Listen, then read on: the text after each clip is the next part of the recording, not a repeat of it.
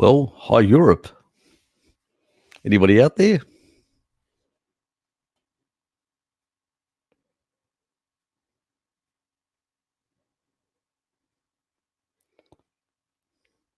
I know there are two of you waiting. Let's hope we get a few more that turn up. Yeah, this is. I've decided to do it like a monthly thing in the evenings. So it's about 10 o'clock here in the evenings. That's why I've got my blue blocking glasses on and stuff like that. So something different. G'day, Nava. Dency. Good to see you. New Jersey. Bloody hell. Must be late where you are.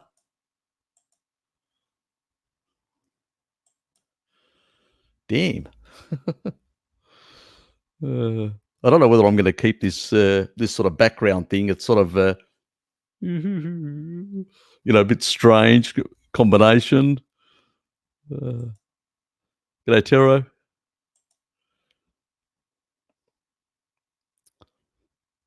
Yeah, I've sort of been neglecting Europe, and it's so I've sort of I'll be switching back, like doing once at the beginning of every month. So once a month I'll be doing like a Euro thing. So this will be sort of a regular thing. We'll see how we go, whether it picks up or not. So if it slightly starts getting subscribed by more people, I'll keep it on a regular basis. If it doesn't, I may drop back to 2 months or 3 months. I don't want to do that. I'd rather keep it every month initially, and possibly even expand it if I can get more people sort of in Europe following. Hopefully you guys will like and subscribe, and basically remind people out there just to, well, that's the point. I'll just put that banner up for the time being. And pretty much, damn, mate, you've been up since God almighty. That's early. Good to see you. Yeah, so I don't know whether any of you guys had an opportunity to see the other sort of today's sort of earlier live stream, which went on for about nearly 4 hours, 3 hours and 40 minutes. Jared was on for most of that, which was good. Representing the Canadian side, and pretty much he's good value. He's a pretty good bloke, and yeah, I know he's a raw milk rustler, but he's still a good bloke. Well, guys, any questions?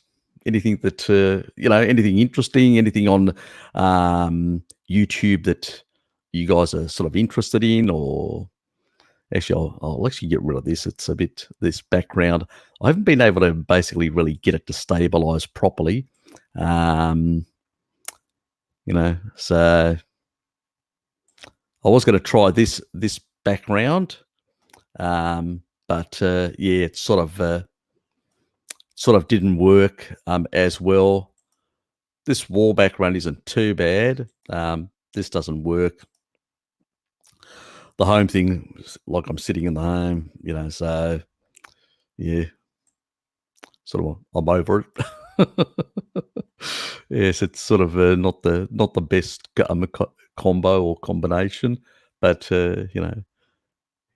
it's still something that sort of works.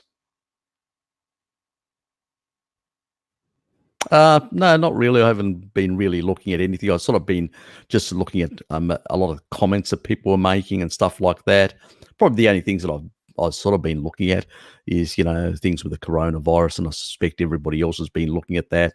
And now that you guys in Europe are sort of there's a bit of an exposure there that's happening, which is unfortunate, but things like that do happen. It's sort of I've been sort of looking at those things, some work related stuff that I've been focusing on in terms of cartography and some coding stuff has taken most of my time currently. So no, I haven't really looked at anything. If there's anything particular that people sort of are interested in, let me know, and I'll, if I don't know about it, I'll research it. I may already know about it. I may have already researched it, but it never came up in any conversation with anyone. So, it's just one of those things. This isn't too bad of a slot. It's sort of at this time in Australia at 10 o'clock. It sort of covers. It's still relatively. I mean, it's late for a Sunday night. If you've going to work the next day, but it sort of isn't too bad.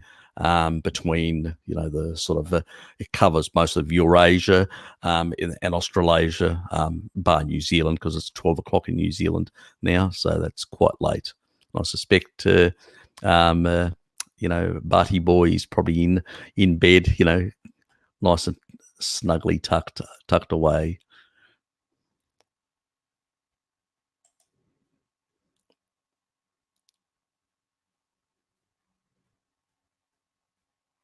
That's good to hear. Yeah. I mean, it's the old it's the old rabbit starvation diet, but also it's also the deuterium side as well.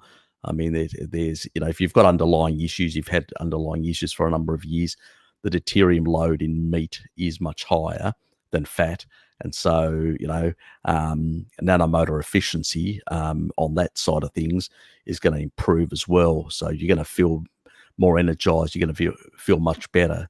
While we need building blocks, we also need energy, and clean energy is important, and fat provides clean energy. So Weber's basically having whole milk, organic, significantly worse than raw. He's having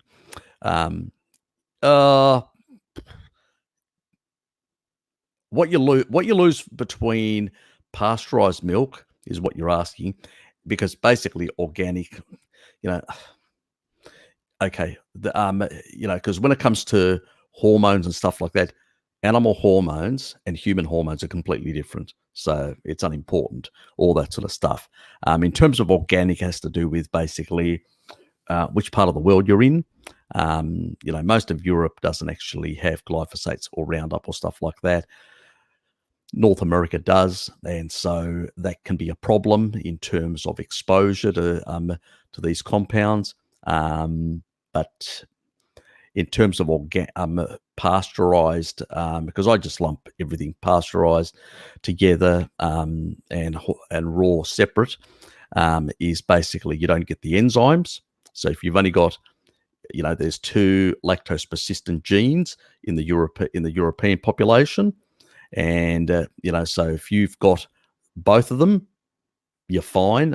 Even with pasteurized milk, if you've only got one, then you probably may have some. Well, you could deal with that by basically just getting, basically an enzyme, a lactase enzyme. But the other way is you can use raw milk because it has the enzyme, it hasn't lost it, and so you're good to go in that regard. The other option is to look at, the other side of the coin is basically nutrition. You lose vitamin C, which is definite after pasteurization, and you basically not only lose vitamin C, you also lose lactoferrin, which is really good for bones and both bone growth and also for bone, health in older age and throughout life, I believe. And also you lose some of the B vitamins as well. So it's micronutrient slightly deficient, in some respects highly deficient, and you lose some of the enzymatics and some of the other nutritional factors which can be healthy. That's really what you do. So you're getting something which is micronutrient deficient, and as a food, and you're really only getting macros in a sense, in terms of quality of macros rather than anything else. I mean, if you're doing things like bodybuilding and stuff like that, and you want that extra anabolic effect of you know, I usually say to people, if you really want to, the old sort of Arnold Schwarzenegger type style, traditional anabolic approach, the two main foods is to combine, milk with a lot of egg. So combining egg and milk is a really good, anabolic component if you want to keep it clean, So, and you don't want to go down the steroid way and all those sort of others that have got side effects and shit like that. So, so that's your option. Then it's less of an issue for you. So it's depends on the circumstance. I hope that sort of answered your question. I hope you're able to access raw milk. We can do that in Australia. It's limited, but we can get access to raw milk. It's a new process that they've developed down here to neutralize the actual bacteria. They sort of put it under pressure, and they don't actually put it through any device or anything like that. The milk just goes straight from the cow into the actual. Well, it goes into a sort of a truck that actually transports to the factory. The factory, when it gets to the factory, they just bottle it. So it just gets sucked out of the actual tanker.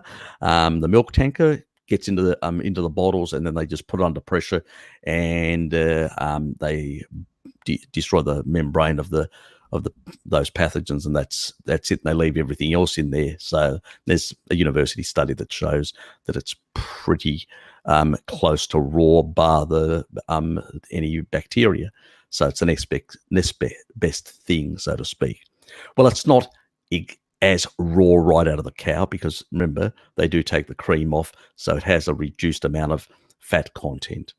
You can mitigate that by also buying cream off these companies, and then just putting some cream to change the ratios if the ketotic thing is important for you and stuff like that. So I hope that sort of covers most of it. But yeah, I'd go raw than pasteurized, definitely, any day. And if you're gonna go pasteurized and you've got no other option, unhomogenized is also important. So you don't want the fats and some of the proteins damaged to the degree that homogenization does.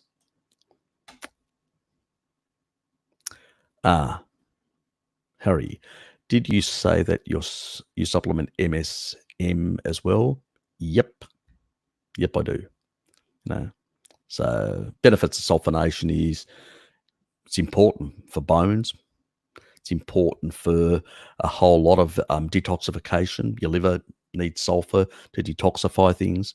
So your bones require it for mineralization. Same thing with your teeth and everything else. Also your pericellular matrix, so all those hairline structures around your endothelial cells, around different things in your body, like bacteria that may be in your gut and stuff like that, and a whole lot of other areas. They also require that because it basically allows them to have a better negative charge, so they can function better and they can move around better. They don't stick to things, so that all those are sort of important things. It's the negative charge that you apply can be improved in terms of, and also that also includes those receptors, the melanopsins, that pick up those wavelengths of light. So they're very important as well.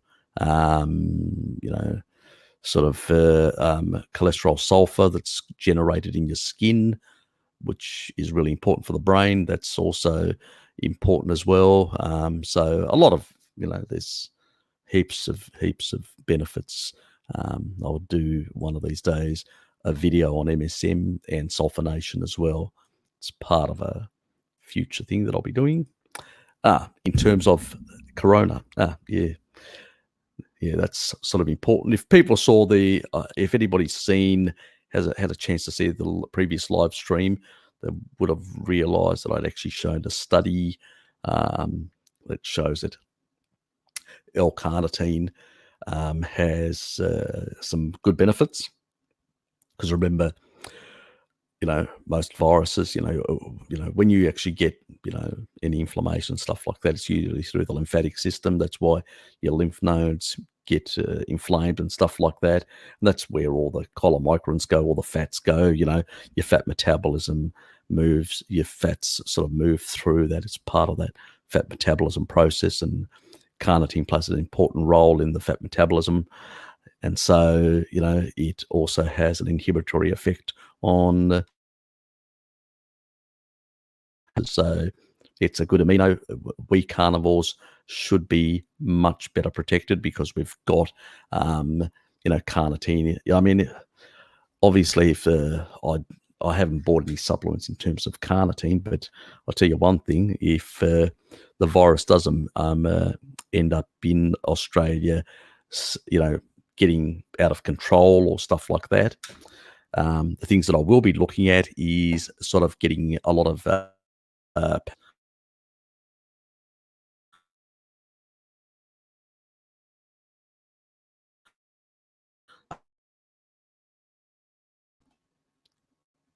we just had a bit of an issue there with my connection. So what the hell just happened? Okay, hopefully I'm not going to get any more internet issues. Yeah, and so where was I? And so basically what I would do is look at things like dry. Yes, these are not optimal, I've always been, as you know, against protein powders and all that because they're refined and they're high deuterium, and it's not good for your mitochondria, okay? But when you're in this sort of situation and you don't have many options in terms of food and you need food security and stuff like that, those are options in using them in small amounts to basically provide yourself with certain aminos and stuff like that. They can be useful. Real food is always preferable if you can actually get dry food and stuff like that. The question is about affordability. Not everybody has the ability to go out and buy shitloads. I mean, I've got shitloads of canned, sardines and stuff like that and all sorts of things. But, not everybody's going to have the same financial capacity to go out and really fork and grab a lot of things. So an easier way is to basically get a multivitamin, get basically, a number of powders. So at least you can get your protein, you can get, some that, hopefully you've got enough adipose tissue on you to burn that off and utilize that. And sort of look at other options as well. So, that's a thing to keep in mind. So you heard that some scientists were using animals for testing and then selling live animals to butchers. I haven't heard anything in that regard. Where's this, in China? Can you do? The Chinese. No, that's just a more BS out there. Just misinformation by people. Just spreading mischief. Now, the biggest problem in China isn't that. The biggest problem is that they basically, what they do is they add they put animals on top of each other. So behind actually shops, Chinese like to actually sell a lot of animals which are nearly live or just before they're dead. So they kill them there and then, so they're as fresh as possible. The problem with that is that you've got one animal on top of the other, all these cages, and they just pack together and they're shitting on each other and everything else. That's where you get this sort of cross-contamination and where you get bacteria and viruses being able to mutate in that close proximity. Chinese government has to basically stamp this out. I know it's a cultural thing with the Chinese, but the government at some point has to realize that, public safety, they're not an insular country cut off from the rest of the world like they used to be as imperial China. Now they're basically a global trading nation, and they basically have, there are consequences of these Chinese traditions. So they need to basically stamp out these or bring in better hygienic practices within the Chinese meat storage and supply network over there. So that's where the problem lies, and it exists from antiquity. That's why most of these viruses, the flu-like viruses and all that, they all originate from China, because the same conditions have existed for millennia. So it's nothing new. The difference is now they are globally integrated with the rest of the world, and this creates a greater risk. That's basically it. So forget about all the other stuff. Is just nonsense. Does salt intake influence bile production? No, it's more has to do with acidity of your stomach and stuff like that. It's it doesn't really have, I mean, things like cholesterol are important for bile. It has an indirect effect through its effect on the stomach, in a sense. And so the acidity of the stomach. So that indirect effect, then that sends a signaling to basically get the liver to basically, put out some bile, So, yeah. So that's, but it's an indirect way. It's not a direct way. In terms of bile synthesis, MK4 plays a big role. Mitochondria 4, which is, the vitamin K2, the animal form. So there are other things that play an important role in bile acid production and stuff like that. Yep.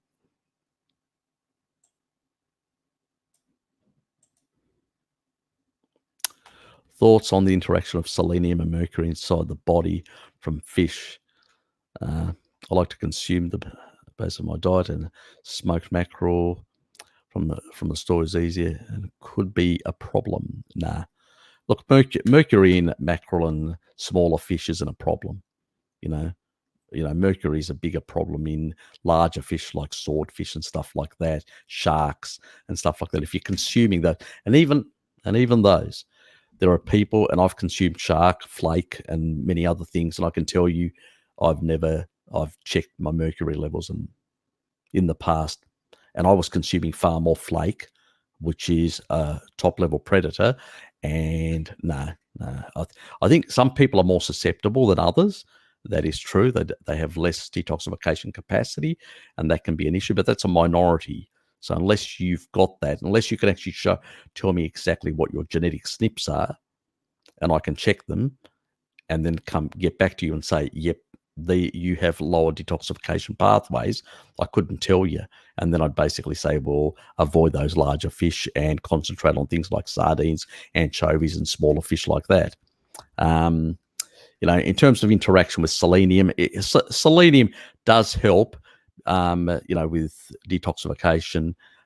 It also is, an electron donor. It has an antioxidant sort of capacity as well. So it's, and it's very important in terms of also with zinc, in terms of T4, T3 conversion, for active thyroid. So yeah, it has a number of roles in the body. It's very, very useful in that regard. But at the end of the day, these are just cofactors and things that your main detoxification organs will use, which is your liver and your kidneys, primarily your liver and secondary your kidneys, and that's really where it is, unless you're actually ingesting large amounts of the stuff and you have poor detoxification capacity, it's less of a problem. I wouldn't get too wound up. People get wound up about too many things. I mean, you're more like you're a greater risk standing behind a car with its exhaust going off. Okay, there's more particulates and all that. And actually, there's a new study that's recently come out.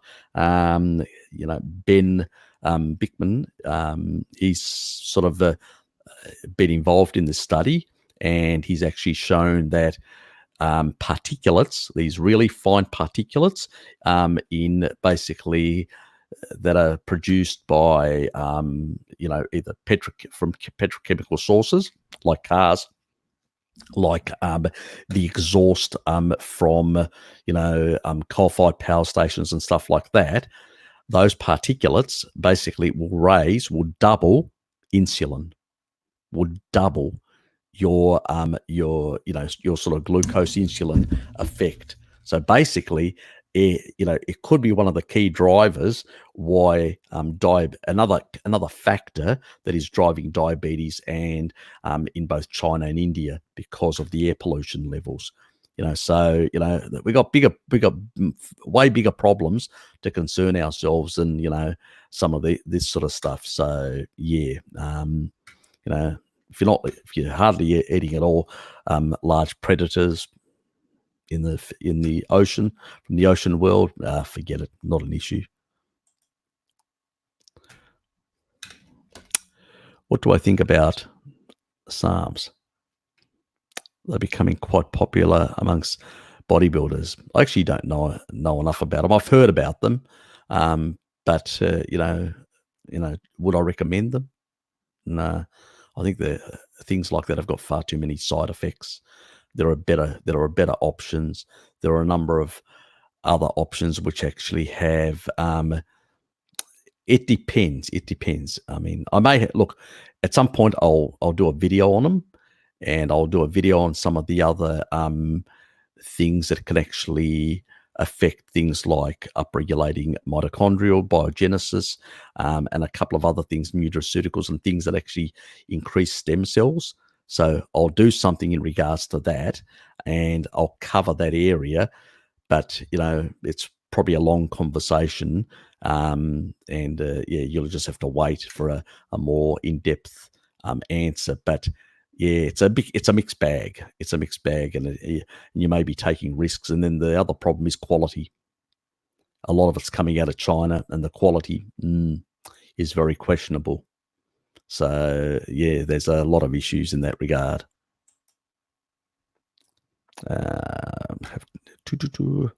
Been supplementing with alpha lipoic acid for a couple of days now. Strong smell in the urine. Yeah, you can get a bit of that in that regard. Just ease off. Just ease off on the level of supplementation. Don't go overboard and all that. Alpha lipoic acid, which is the best one, and try and get a liposomal form, is really good. I mean, if you've got it's like a master electron donor, so it'll basically recycle all the other antioxidants, glutathione, vitamin C, vitamin E, coenzyme Q10, so you name it, it's a recycler because it's a massive, it's like a ring of electrons and just can donate like hell. It's also being used to basically heal liver. So if you've got a damaged liver, it's a very helpful thing. So combining things like to get the fat out, which is choline. Another thing to sort of fix up, because you've got that FXR sort of receptor and some of the enzymes that relate to that, to sort of repair the sort of the bile, also, so you don't end up with sort of the sort of problems that some people deal with. You sort of need to fix that with two other things: MK4 supplementation and also milk thistle. Plus lipoic acid is another one for repairing a lot of the damage that liver can sustain in that regard. So, sometimes, I mean, I've used lipoic acid in the past, and I've never really got any urine smell. Some people have actually said they have, and I can't really tell you why, because I haven't seen anything in the literature that tells me exactly why. Nobody really knows. Some people think maybe too high a dose, or maybe things like, some sort of adverse reaction, or it may be things that are coming out that are being brought out that, other people may have that, that may be an issue. What's this one? Yes, in China. What about China? Uh, Lots of scientists in China are in jail for selling lab animals. Really? Okay. I wasn't aware of that. Look, you know, even if it's a lab animal, it's going to be cooked. You know, it's not going to it's not going to be really an issue because animals have pathogens anyway. A lot of our animals have pathogens and stuff like that. So I don't think it's the main thing. I think it's when it comes to bacteria and viruses, it's basically this intermixing that actually takes place, which is the biggest problem. That's the big issue. Now, why isn't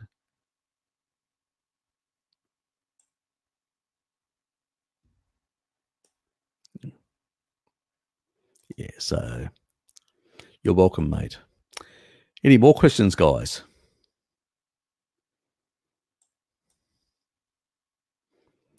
It can be about anything sort of relating.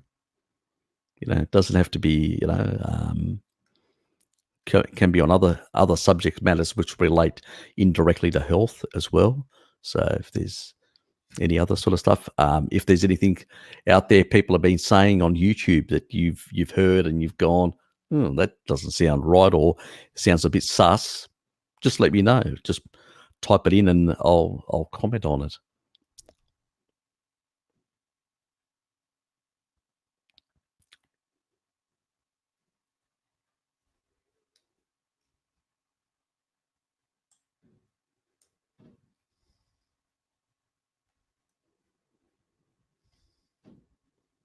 Are we still working?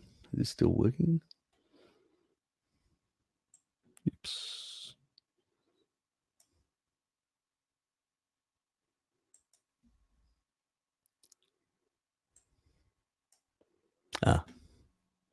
Nope.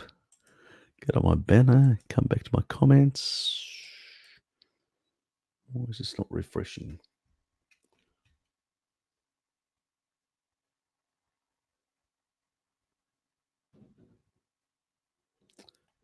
Okay. Yes. Sheep, goat, milk are all A2. So goat milk's the closest to human. All cows in India, subcontinent India, Southeast Asia, Africa, and in parts of Central Asia and parts like that, they're all, and like Southeast Asia as well, all A2. The only area where there's A1 is primarily in Northern Europe and parts of Central Europe. In parts of Central Europe, it's more mixed. So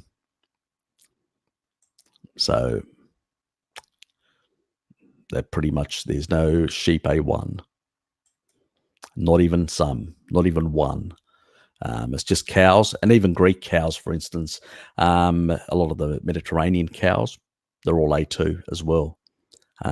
So yeah, it's the mutation happened in Northern Europe, and that's where it was. The biggest problem was that a lot of the actual, like America and Australia and countries like that, they actually imported primarily from the UK a lot of their cow stocks, and it ended up basically taking the A1 form. Had they basically picked Southern Europe, for instance, they would have ended up with A2 in Northern Europe, in North America. So it was just one of those accidents of history. Also, the breed that basically was A1 also produces more milk. So people weren't thinking in terms of what's better, what's more compatible, in terms of yeah. But at the end of the day, it's not that important. And if it's only important, it's only an issue when you've basically got you've basically got certain issues with like a leaky gut or stuff like that, and then you're reactive to a lot of things. Because remember, all these amino acids are broken down. All these proteins are broken down to basic amino acids. Now, a bit of that also gets transported. There's a a bit of it, but it's very minor, the effect. The only issue is when you've got leaky gut. If you've got leaky gut and stuff like that, then yes, those proteins can get through, and then you can have issues. But normally, if you've got good gut integrity and a good stomach acidity, not going to have an issue. That's why I say everything, all disease starts in the gut, in the stomach, gut, and all that. So really fix the stomach, and everything else flows from that. 90% of problems flow from that. So very important. So is there an advantage in consuming more saturated fat and less unsaturated fat metabolically? Yes, there is more advantage in the sense that you can induce reverse electron transport through complex 1 in the inner mitochondrial layer, which basically upregulates the biogenesis of new mitochondria. So you can actually get more bang for your bucks, so to speak. And so, more energy, the older you get, and the more mitochondrial damage and loss you sustain, and your repair mechanisms are inherently becoming weaker over time, yes, it can be an advantage in that regard. But, there are other things that are at play as well.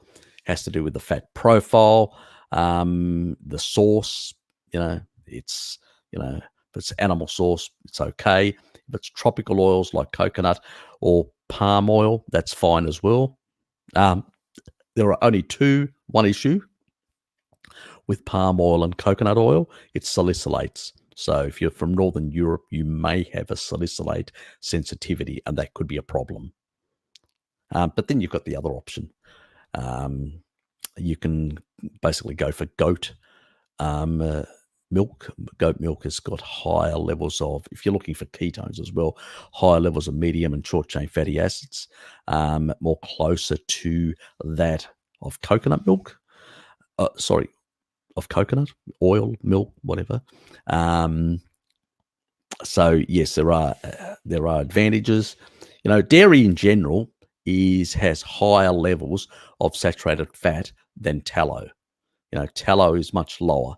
It's got more heaps of monounsaturated, very little polys. PUFA, polyunsaturated fats, very little, but it's got quite substantial. Nearly half of it is coming from mono. So dairy tends to be much higher in saturated fats. So it's one reason why I incorporate raw milk into my diet, and cheeses and stuff like that. But I've got lactose persistent genes, so there's not an issue there. But cheeses tend to be less problematic for most people. You can supplement enzymes, sort of the lactase sort of, or a mixed sort of proteolytic enzyme sort of haul. So there are different options there in that regard. Anything else, guys?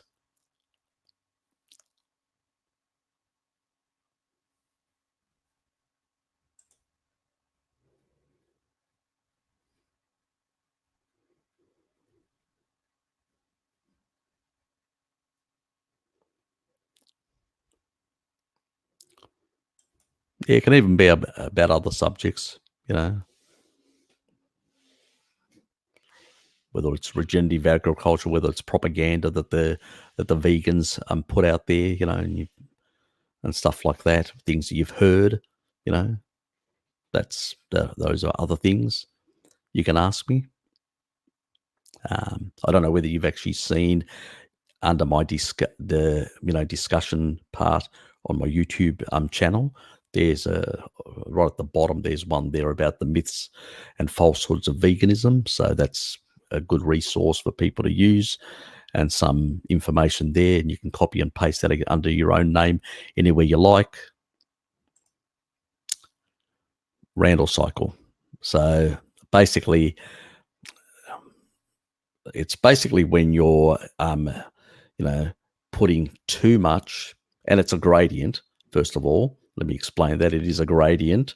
So it's not basically like on off. No, it's a gradient.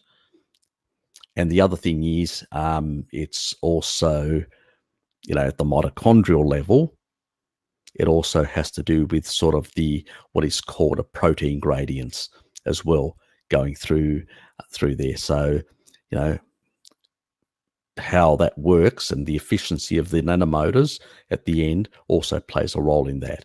But when you overload, basically, the cell with too much energy, you basically it just jams the whole system up. And what happens is your mitochondria are unable to use that energy, and so they put it into storage. And that's the problem with mixed macronutrients. In the simplest way of explaining it, that's so what you get is you get basically insulin resistance at the cell, and it's it only becomes chronic if you constantly do that day in, day out, and you get that down regulation of those sort of receptors that will take in that energy.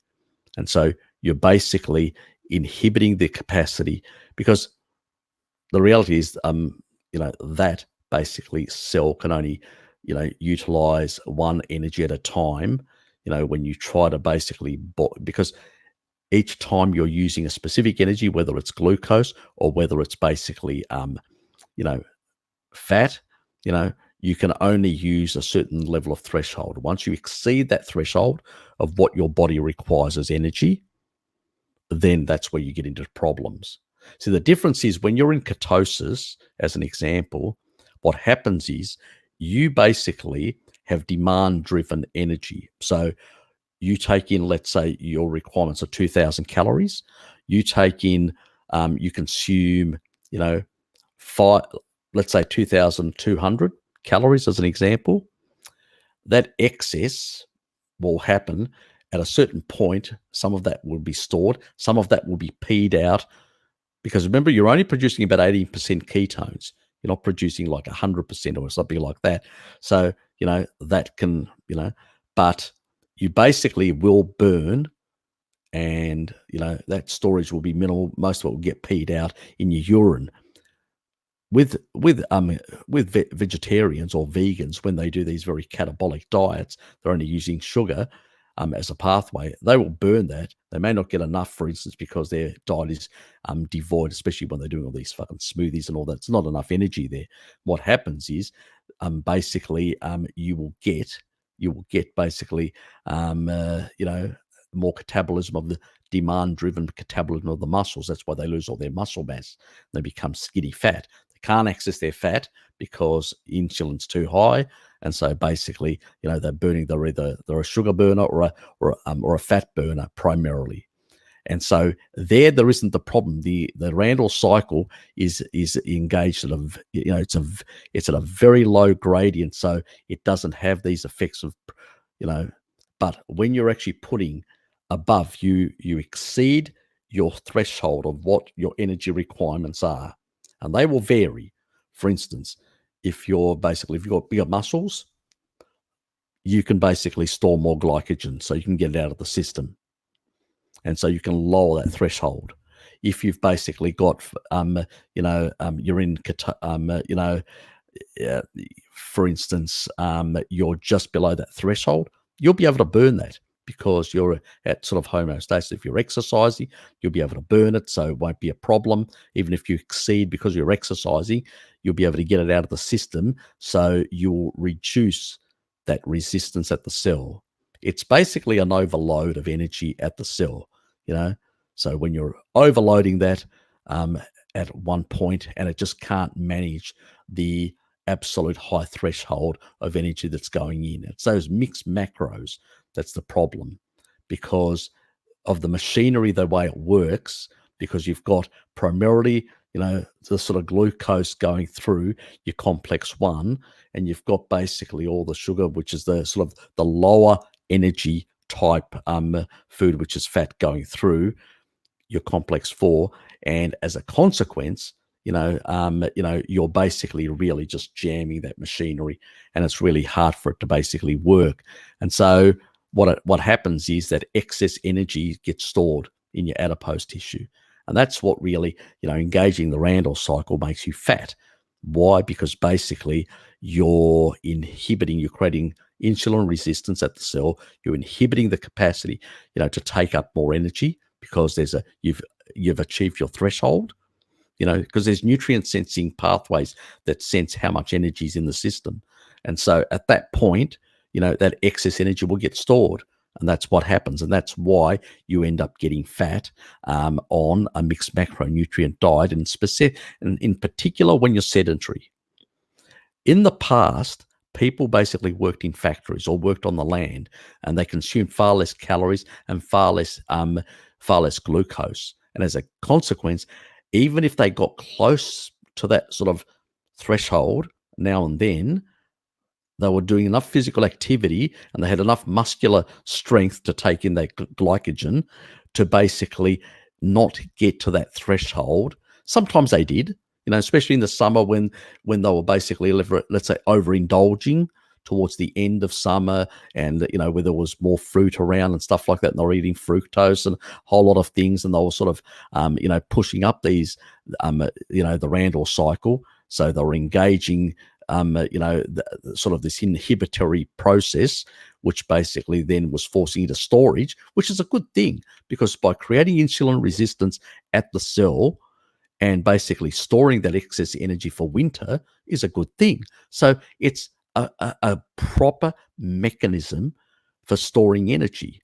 But when you basically are doing it all year round, you're throwing in sugar and fat in large quantities all year round and constantly engaging this mechanism of fat storage, well, you're going to get sick.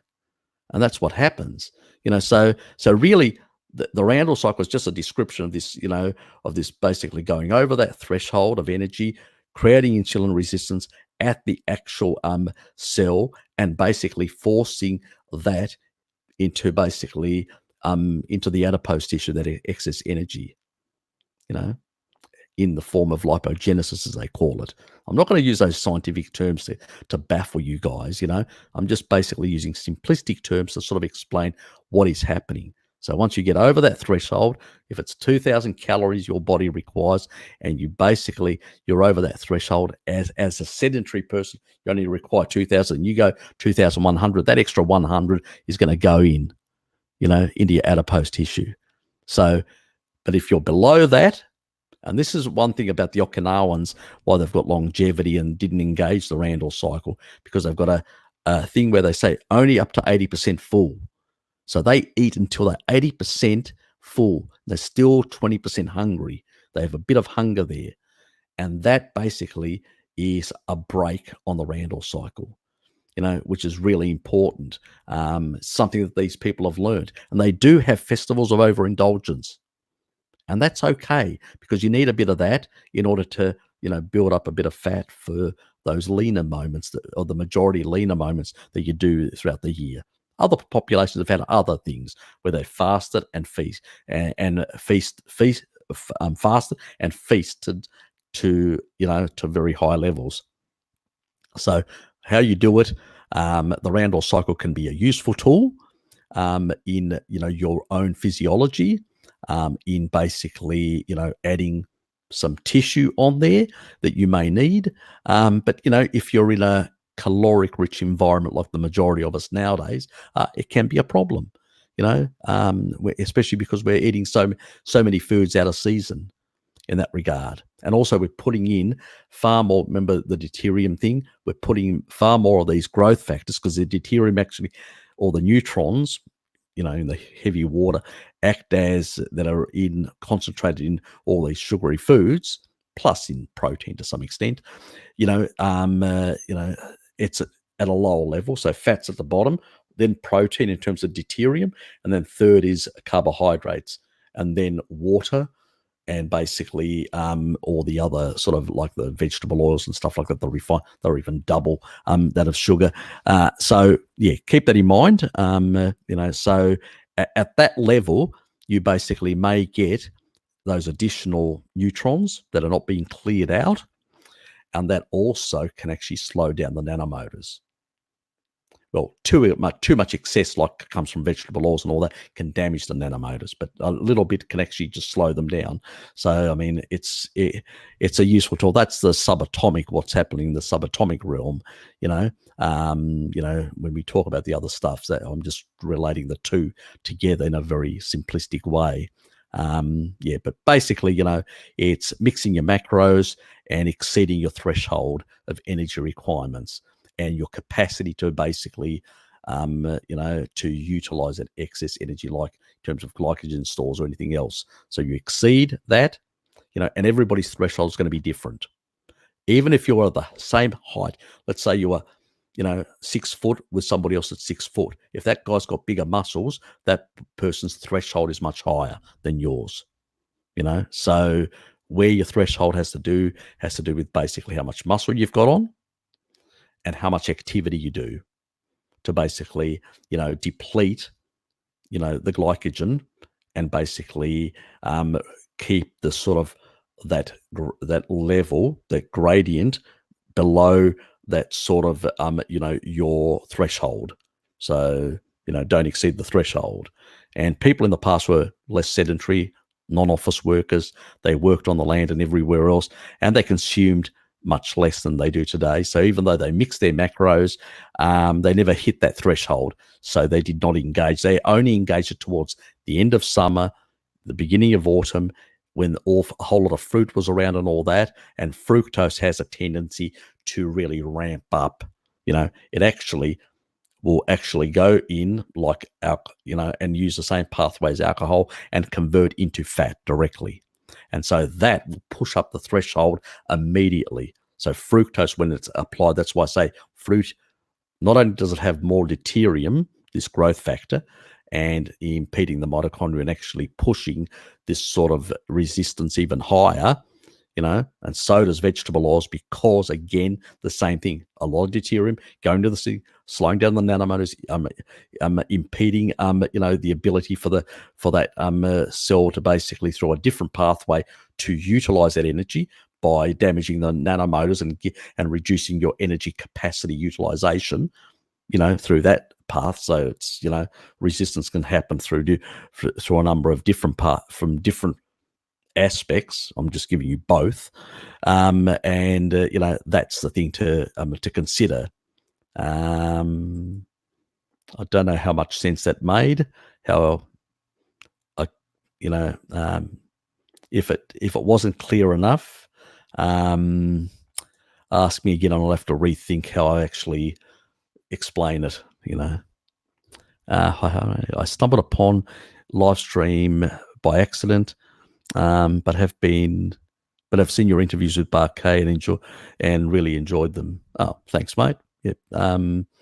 There's 2 others that he hasn't basically put out yet. I don't know whether he's accidentally deleted them. He's not saying anything. He's been very quiet about it. There's one that I've actually done, which is on, a tribe that actually consumes a lot of meat and is highly inflamed but not sick at all, and the reasons behind it. So it's a bit of a twist.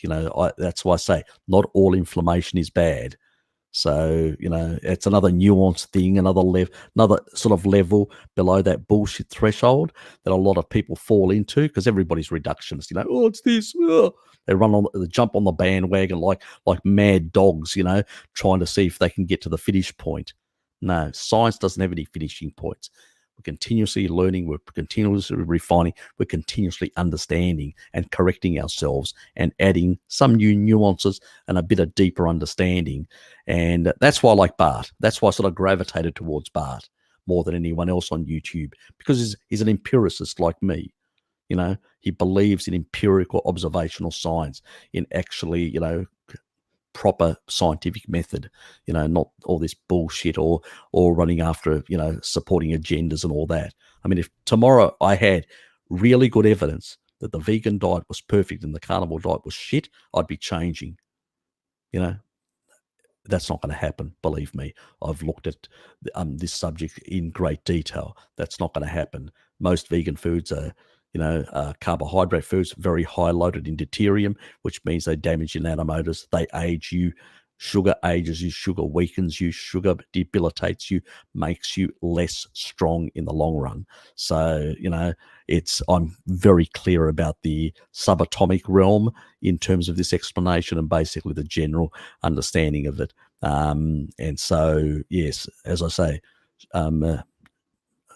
fat is life and sugar is death in very simplistic terms. It's not exactly like that. I mean, that's a bit of dramatic on my side, but it's more that, it does accelerate aging. It's not very healthy. Let's put it that way. Do you have an opinion on the current education system? If and how should it be changed? Well, I do actually have quite a few opinions and it would take hours and hours to explain. But in simplistic terms, just to keep it simple, I think that, I look at the education system because I've had an experience exposed both to the Greek education system, where I did my high school, and to the Australian education system, and also academia. And so I can tell you from my own experience, like Greece is about 2 years ahead of Australia in terms of education, and my nephew, when he came over here, he actually it wasn't even for the full term of the year, and little prick. Anyway, he's a little prick. He actually challenged me to a fist fight, but anyway, he sort of backed off when I told him go for it. He knew I'd deck him, but anyway, that's another story. He actually got an award and I said, "How the fuck did you get an award?" I said to him. He said, "Oh, I did this 2 years ago." So nothing's changed. We're still behind in Australia, which is poor. We've thrown more money than you can poke a stick at. It's not money; it's the way we do things. I look at Greece. It's similar to Finland. It's basically got an education system which is public. There's no private at all, which is good, and it's economies of scale. And the thing is, because even the rich and the middle class, the upper middle class and all that, are invested in the public system, they make sure it works properly, because their kids will get directly affected as well, and they're properly resourced with smart people. When you basically have an education system which you don't value and you don't invest in teaching, you get poor outcomes. You need a PhD to get into, or very high qualifications like in Greece, to get into a high school. In countries like Australia and America, you don't. Some of the lowest performing, students are the ones that end up. Some of the students in Australia, from what my sister's told me, and she's basically got an education degree, the older one, and she's done a master's, and she shits all over them because I've got no idea. She actually taught in Greece, and unfortunately, the Australian teachers are so hopeless. Their grammar is horrendous. And I'll give you an example. In high school in Greece, if you're doing physics, you've actually studied physics at university. You're a physicist, but you didn't get the high marks to become end up at the top. To become a top academic in your field. So you basically applied to do a teaching course so you could go and become a teacher and teach physics. So you've got a passion for the subject. You know the subjects inside out. When you actually, in Australia and North America and all that, don't have enough, specialist teachers and all that, and they're using teachers, just generalist teachers. They've got no idea about the subject, and they just basically they repeat like parrot the stuff out of a book. Those kids are not going to be inspired to learn. It's like leadership starts at the top. Same thing with teachers. You got good teachers, good gurus, you want to call them, or whatever. So the quality of teaching is important. You can have a poor education system with, because I've seen the Greek education system, and I can tell you the buildings are quite cold. They're not very impressive. Quality-wise, Australia shits all over in terms of infrastructure, buildings and stuff like that compared to Greece. but their teachers have got a greater passion and a greater knowledge and understanding of their subjects that they're teaching. Same thing in Finland, countries like that. That is why they perform better. So, and that's why North America and the British Isles and Australasia have got this old culture about teaching, which is basically that in old industrial culture, teach them by rope how to do certain functions so they can actually work in the factories to do certain tasks, menial tasks, and that approach still exists. While there's some innovation here and there in small amounts, it's piss poor. Really, you need to inspire people. Teachers need to inspire. They need to lead and inspire. And if you don't have the quality there or the passion, it's long conversation about it, and to basically reconfigure an education system which has never had that can take a long time. It's not going to be quick. And it's not, money's not the issue. It's the quality of the teaching and all that. Anyway, do you have an opinion about the coronavirus outbreaks in 5G cities? Coincidence is remarkable. Yeah, it is coincidence. That's all it is. Could 5G screw up your immune system, you think? Unlikely. Look, I've actually go and see the clip that we did, me and it was me, Luke, and Bart. He's actually done one on 5G, and I've actually shown some research which clearly shows that remember, there's a big electromagnet, the magnetosphere around our planet, so we're bathed in magnetic forces and all that. Where the problem lies isn't so much in the electromagnetic. It's not non-ionizing. It's not an issue. Where the problem lies is in melanopsin, circadian mismatches. That's where the problem lies. That means if you're reading late at night, when photosynthesis happens, light is captured. And when you basically, then that grass is eaten, then you eat the animal, what you get inside is, remember, in the mitochondria, you have to think in terms, you're stripping the carbons off because that's a building block. And what do you get? You get basically protons and electrons, the electron chain, electrons, protons, proton gradients to rotate the nanomotors. So, and what comes out of that as a product when you actually put oxygen in there? H2O, metabolic water. So your mitochondria, basically, depending on what you're eating, will either hydrate or dehydrate you. So that's another angle of that hydration, dehydration. Basically, 1 gram of fat produces 1.1 mils or grams of metabolic water. Sugar, on the other hand, 0.44. That's why sugar dehydrates you. You produce less metabolic water, clean metabolic water. And so that's why we're thirsty when we eat too much sugary stuff. And on the other hand, with fat, we are hydrating ourselves, which is one thing, because all the mitochondria are doing is basically producing for themselves to create this transistor-like effect.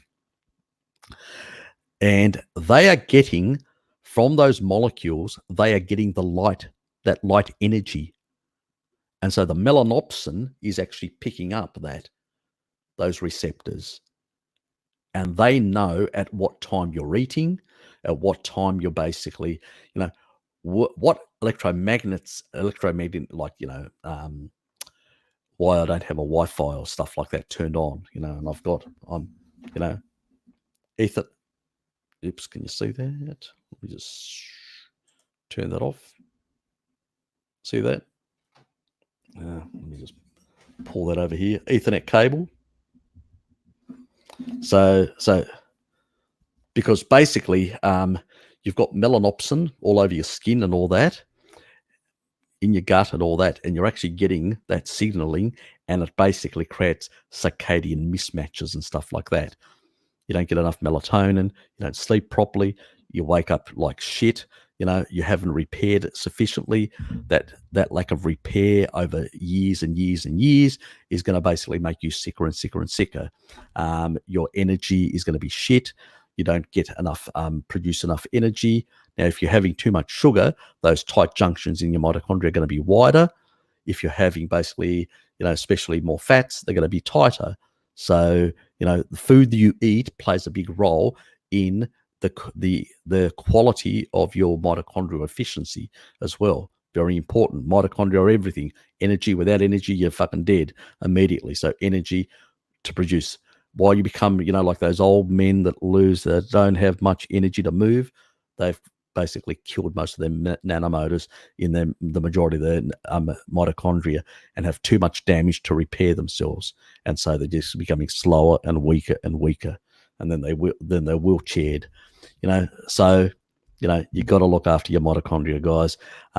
Saturated fats will increase the biogenesis of new mitochondria, and so will a supplement called PQQ, and also so will fasting and exercise. So these are important things to add to your life.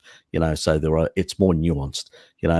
People are too much concerned about these forces. We're not going to get away from them. We can limit them by limiting, our exposure, wearing blue blocking glasses, and limiting some of this blue light and some of these frequencies. But at the end, guys, you have to basically have a cleaner diet, because that's going to be the most protective thing you can do for yourself. The rest is just pretty much just nonsense and stuff like that. Anyway, relating to the Randle cycle, why do you think that some people do better on a high carb repeat diet and some on a zero? Well, that's because you're not engaging the Randle cycle. You're not mixing macros. Simple as that. So, as I said earlier, that's why the vegan, you're eating sugar, or you're eating basically fat. You're not engaging the Randle cycle. So, it's when you mix the macros where you create this inhibition, you overloading, and it's going, oh, we got too much sugar, too much fat as energy. Because remember, the different complexes are dealing with this energy coming in. And so, they have to sort of, in a sense, there's a division of labor, and you don't want to overload the inner mitochondrial layer as well. There is a threshold of electrons that can flow through there. If you go over that threshold, what will happen is you'll get this sort of literally out of within the inner mitochondrial layer, you'll get this bleeding out of electrons, which basically means you're creating reactive oxygen species. Okay, so you don't want that. So you can be doing damaging and impeding things even worse and slowing things down. So you don't get that when you have a pure sugar or a pure fat diet, in a sense. So that's why. But remember, as I said, that threshold as well, because today people are not constrained. We have supermarkets. In the past, we didn't have supermarkets. We had seasonality. We had limited food supply, limited calories. Only the rich had calories, a lot of calories. They could afford them. That's why they used to get sick in the past. Okay, not the poor people. The poor people died from communicable diseases.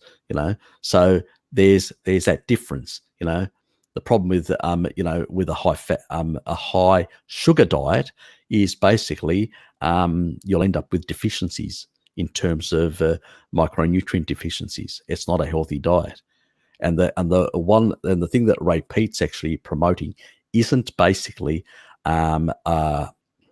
is basically still a mixed macronutrient diet. It's the same thing like that's being promoted by a number of people out there, that are similar to him, to Ray Peat, a mixed macronutrient diet, and they tell you do a whole lot of exercise, do a whole lot of things. Majority of people aren't going to do that shit, So basically they're going to be engaging it constantly, day in, day out. The reality is, in the past we had seasonality that controlled that behavior. We didn't have fruit. We didn't have refrigeration, so we only had fruit at the end of summer and the beginning of the fall. 2 months, that was it, gone, done, finito. Same thing with basically, the bears. They used to basically go out and basically feast on salmon and sugar and fructose, shitloads of it. And they used to fatten up. That's how they used to fatten up for the winter. When they came out, they were in a near diabetic state, and then they ran and they literally lined up along. I mean, this is another thing that one of Ray Peat's proponents actually said, ridiculous. Sits there and actually has the audacity. This is Christopher Walker, the thermal diet, if you've heard of it. And he was basically talking to this other, guy, and they were talking about, how the bears come out and they basically go for the sugar. And I'm going, are you fucking crazy? There is no sugar right after winter in the spring. There is no fucking sugar. They go out and line up across the riverbeds. You can see them on YouTube if you want to take a look when they've come out of hibernation, and they literally line up to basically pick off all the actual salmon coming up to breed. God almighty. It's not sugar that they basically, and these guys will say, they go after all the sugar and they basically get out of a diabetic, what a load of nonsense, So there's a lot of crap out there, in that regard. And it's been shown quite clearly if you've basically got insulin resistance, there have been plenty of studies, and even one that was done by veg-tard, like Christopher Gartner out of Stanford University, and he's an actual veg-tard, and he did the A to Z study and actually showed Atkins was superior to Ornish and all the others, and he got a lot of flack for that. And now he's gone back to his fucking, garlic studies because he's too scared to take on his own veg-tard mates. That's the reality of those people. So, Ray Peat is just another one of those sugar idiots promoting and doesn't understand some fundamental things about physiology, And they talk about all this about, oxygen and about how glucose is important, about oxygen and all that nonsense. And Bart has actually, debunked all that as well. He's actually go and sees one of his videos with Sarah where he discusses this and debunks a lot of that nonsense. That would take too long here because it would take about 40 odd minutes. We don't have that amount of time to go through the debunking, but basically, it's just nonsense. Ray Peat doesn't understand basic, biochemistry. I'm just shocked some of the stuff.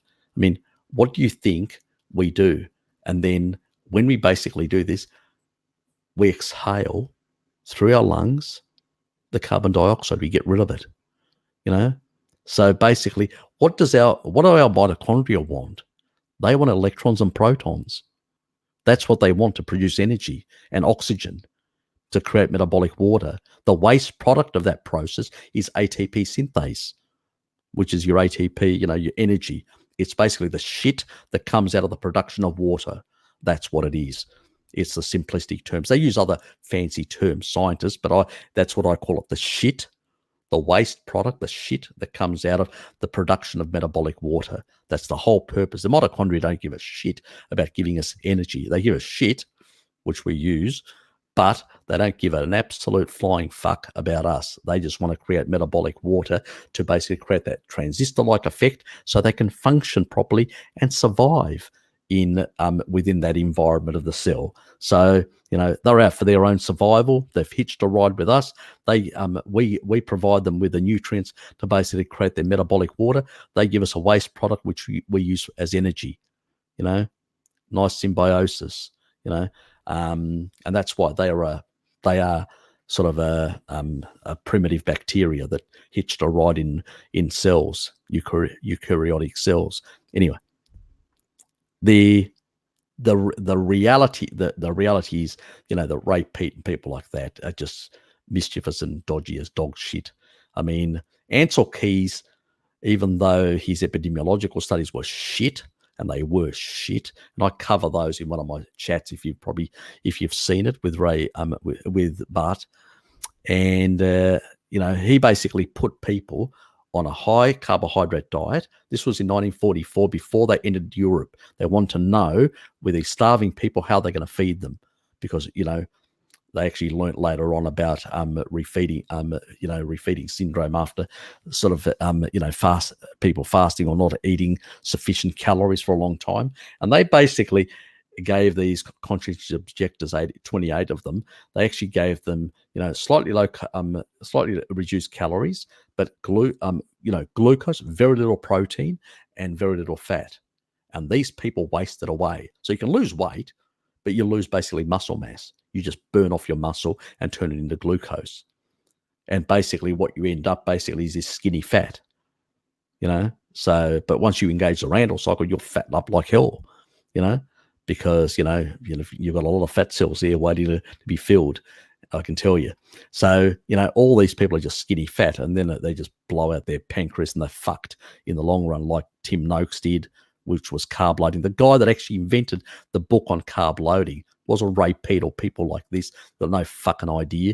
It was Tim Noakes, the South African, and he himself recognized that he fucked up in biochemistry and misunderstood that part of physiology, and literally ripped that whole part and threw it away because he realized what he had done wrong with his carb loading, that it's so damaging to your beta cells in your pancreas.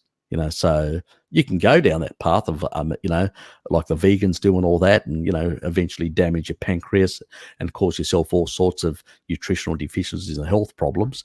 And a lot of people do get damaged. And I've come across them, but, what do?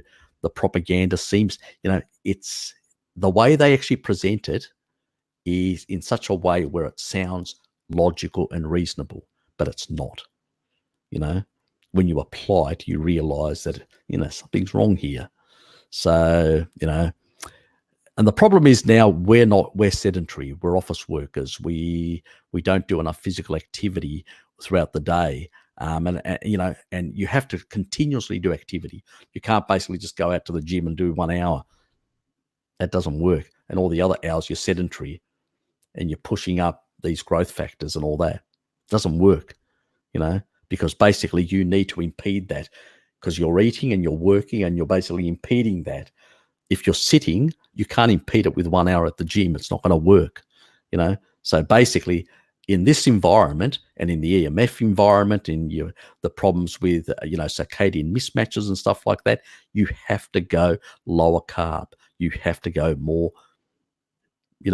fat than sugar in that regard, if you want to be healthy long term.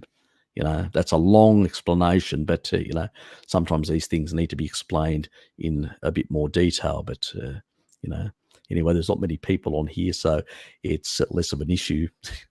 We're not taking up too many people's times. Now, do you think caloric needs are overstated? Seems like a lot of long-lived people consume very few calories. That's true. And they engage the Randle cycle occasionally when they feast. That's exactly it. And I tend to basically calorically restrict slightly. Not a lot, but slightly I do. And I fast now and then. And occasionally I have a few feasts. So, I think that is way closer to the way we're meant to work, how nature intended us. We basically had times of when we had scarcity and times when we had plenty, and we really went to town and we feasted.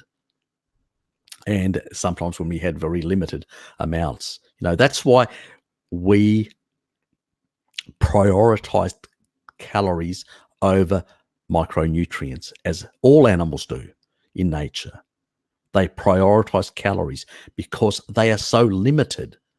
We've just created an artificial environment where we've maxed the calories and we've fucked the micronutrient side, created micronutrient deficiencies and created an environment of shitloads of calories. And remember, you need the micronutrients as cofactors to even be able to hydrolyze, which is the scientific word for breaking down these molecules of food and basically utilizing them.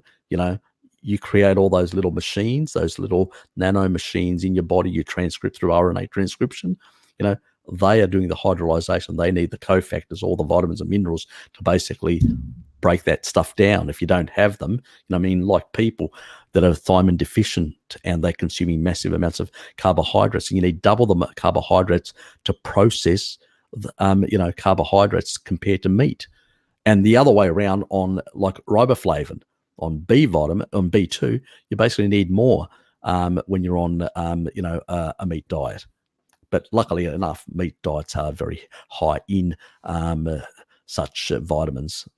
So in that regard, you basically are fine as long as you're not eating low quality, sort of dried out meats all the time and stuff like that.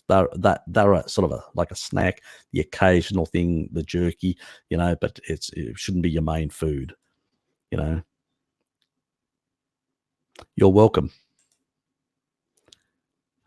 The interview you just described sounds extremely interesting. Need but to release ASAP. Yes.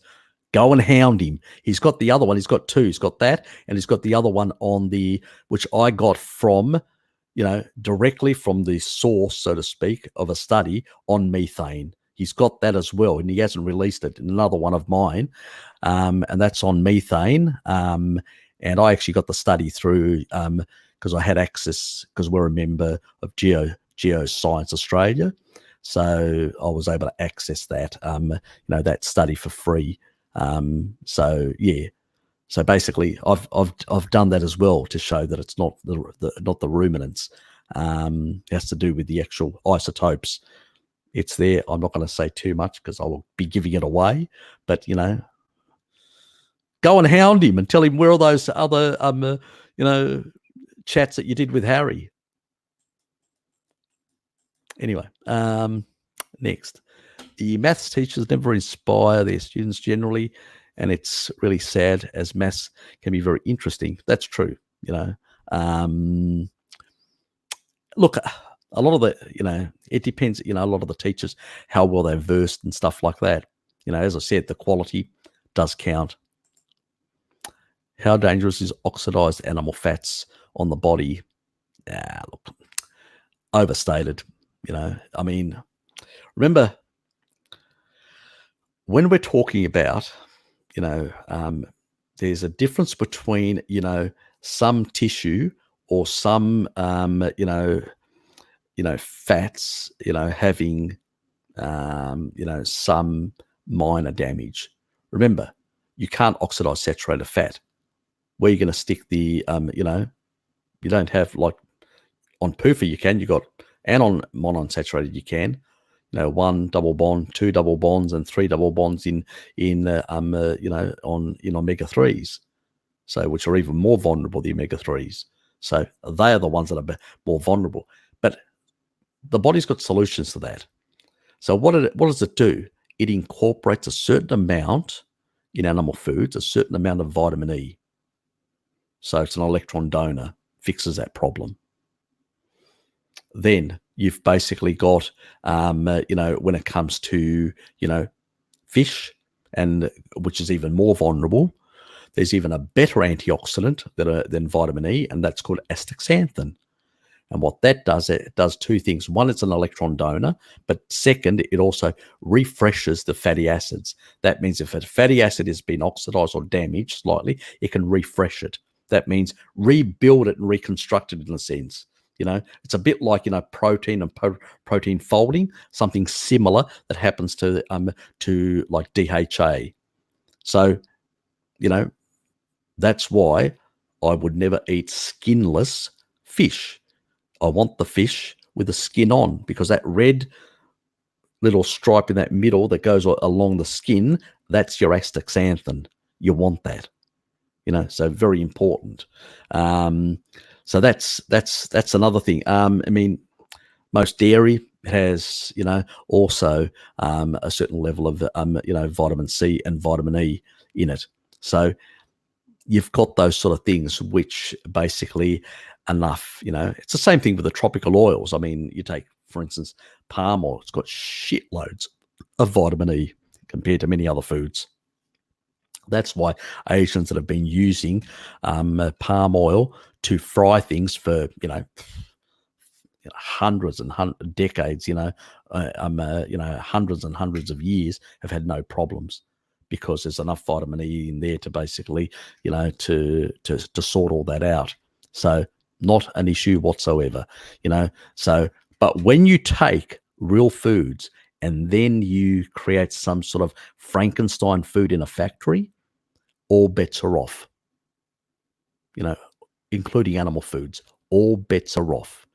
Why? Because they are so damaged and they lose a lot of their antioxidant capacity because you unbound or degrade those vitamins in there, those antioxidant vitamins, and as a consequence, no longer are those fatty acids stabilized properly.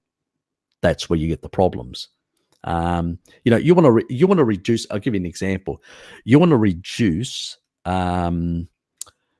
sort of like oxidation of, because like, I mean, I may be carnivore, but let's look at just these plants.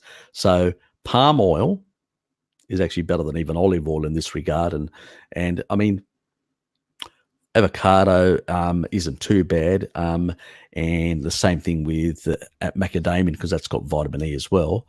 I mean, ghee has got vitamin E, which is an animal source. Soda's basically, but if you're going to cook, you basically have to like warm it up, create like a paste, and paste it on the meat. And that's what I do, because what that does is it actually reduces the amount of damage to that meat when you're cooking it. So, but if you don't want to use, because that's too much trouble, don't tell anyone, don't tell the carnivore community, but you could use basically palm oil or olive oil, and basically that can actually also act as an antioxidant when you cook. So, so there are options, I mean, and cheats. At the end of the day, look after your health, ignore the propaganda and, all the sort of the ideological sort of blanket, as long as you're 95% carnivore primarily, very important. The other thing is even things like that have an antioxidant effect, even things like,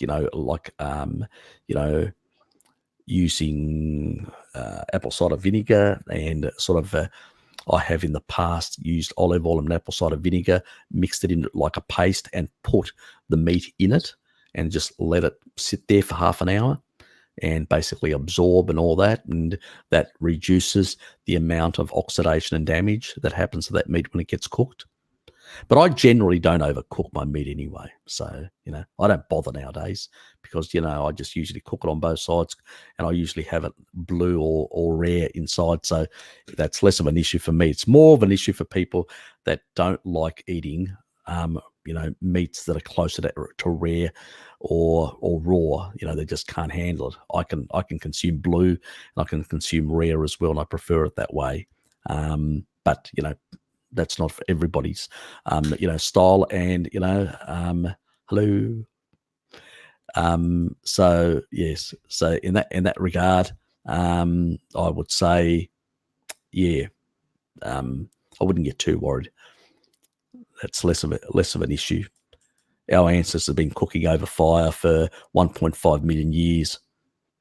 I think we've acquired some level of capacity to deal with that load. It's when you exceed a threshold, some level of oxidation our bodies are designed to deal with, but once you exceed a certain level, then the body, just goes, well, you fucking overloaded me, what do you expect?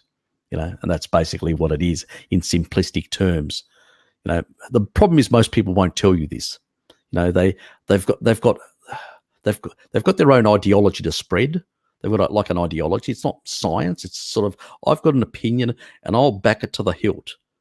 As far as I'm concerned, if my opinion tomorrow, if you hear me saying something, there will be cases where I realize, oh shit, I was saying something that was crap. I'll tell you, I found new science that basically invalidates this, and this that I've said.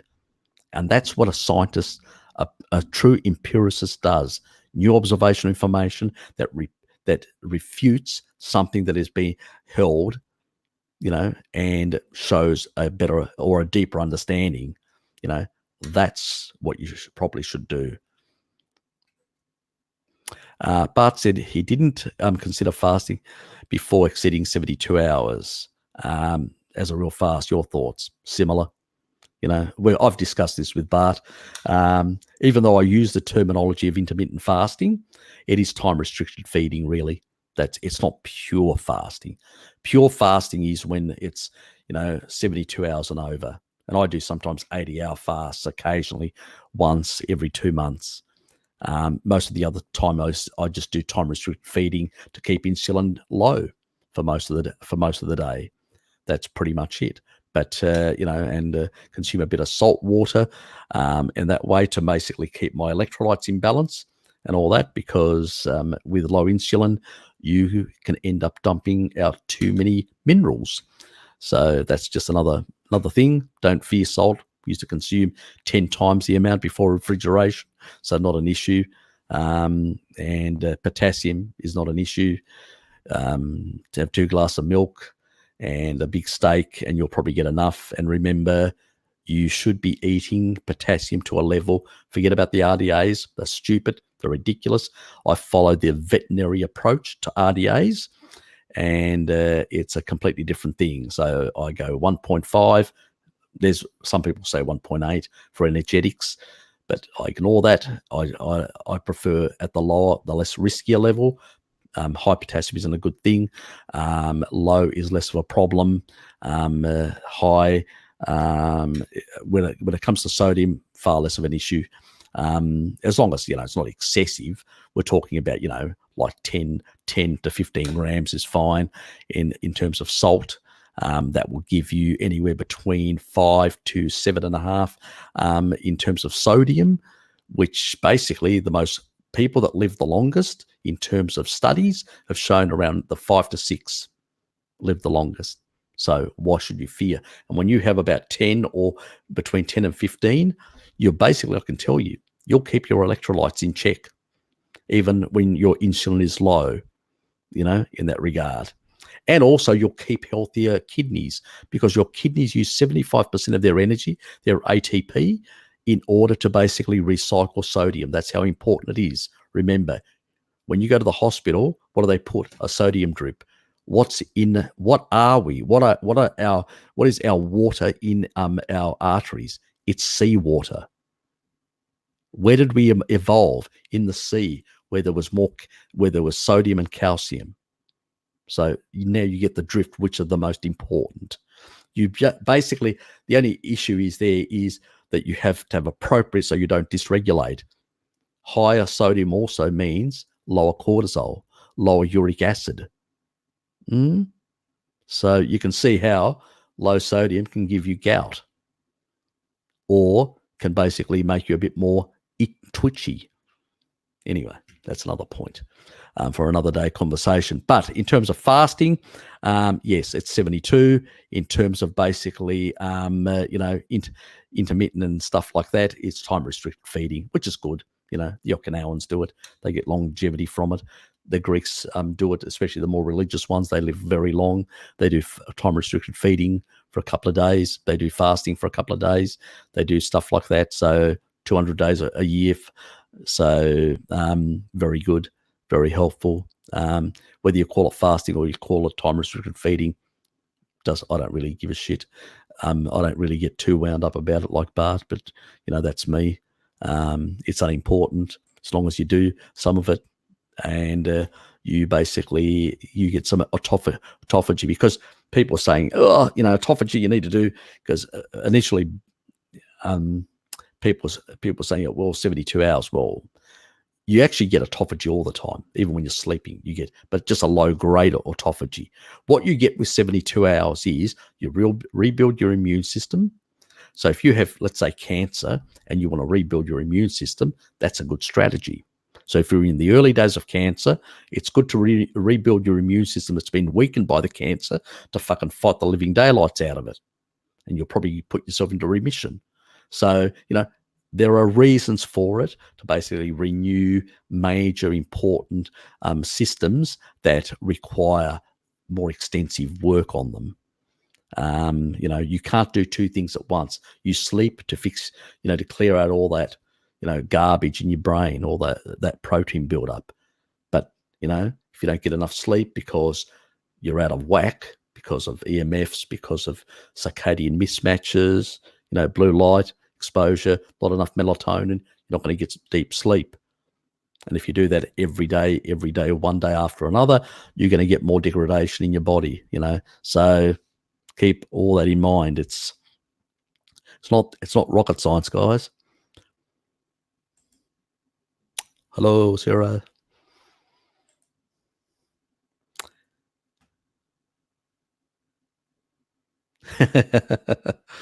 Yes. With a few indiscretions.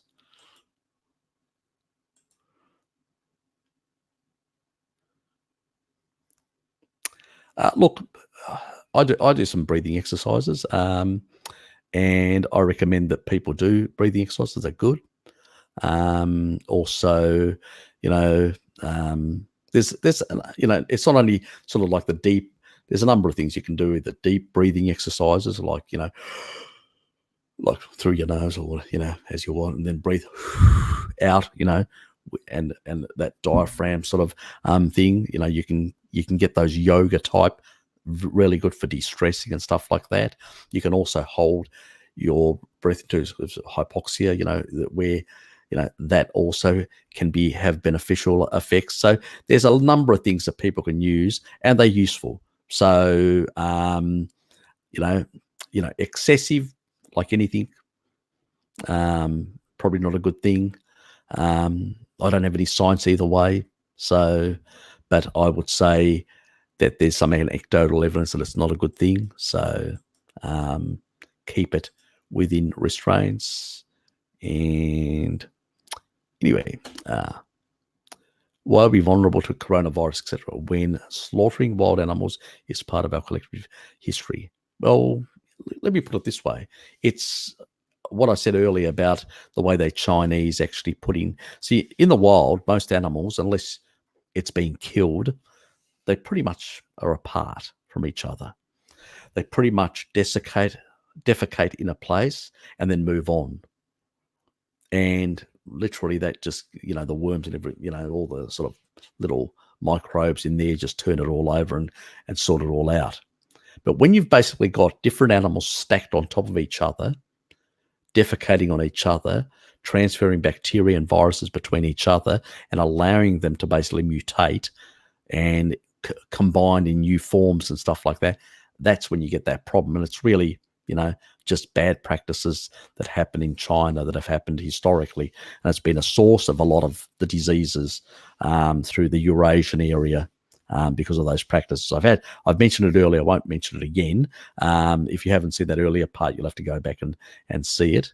So we'll move on that. So yeah, but it's completely different. But we have a capacity of dealing with some pathogens.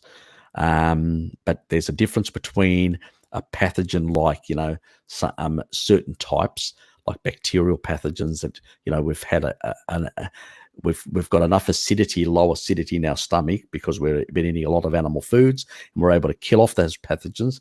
Viruses are a bit more, tricky.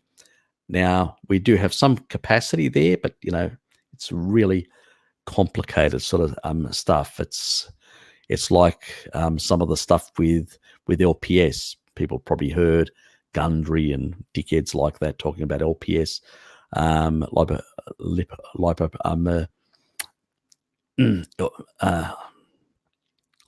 lipopolysaccharides, for instance. But they have also another, in some of them, they can, when they get cleaved off, they can have a problem. When in some other cases, it's not a problem, and they basically have an important role in terms of the electrical state of the pericellular matrix of these organisms. So it's very important that they don't stick against, parts of our body. So that's an important thing as well. So it's complicated with all that sort of stuff. And I think if Bart was to release that thing on the, that I actually did on that population, that tribal population in the Brazilian jungle, that actually talks about this sort of, inflammation and all sort of that. And, I'll be able to go into it more detail. I don't want to ruin that sort of thing, but, you got to get him to release it, pressure him. So then I can actually start talking about it in more depth. I don't want to ruin it for him, but he's not making it very easy for me, because he's, cutting up some of my ammo, so to speak, on these, because it's really important. Hold on, I went back, did I? Yes. Oops. Hold on. No, I didn't.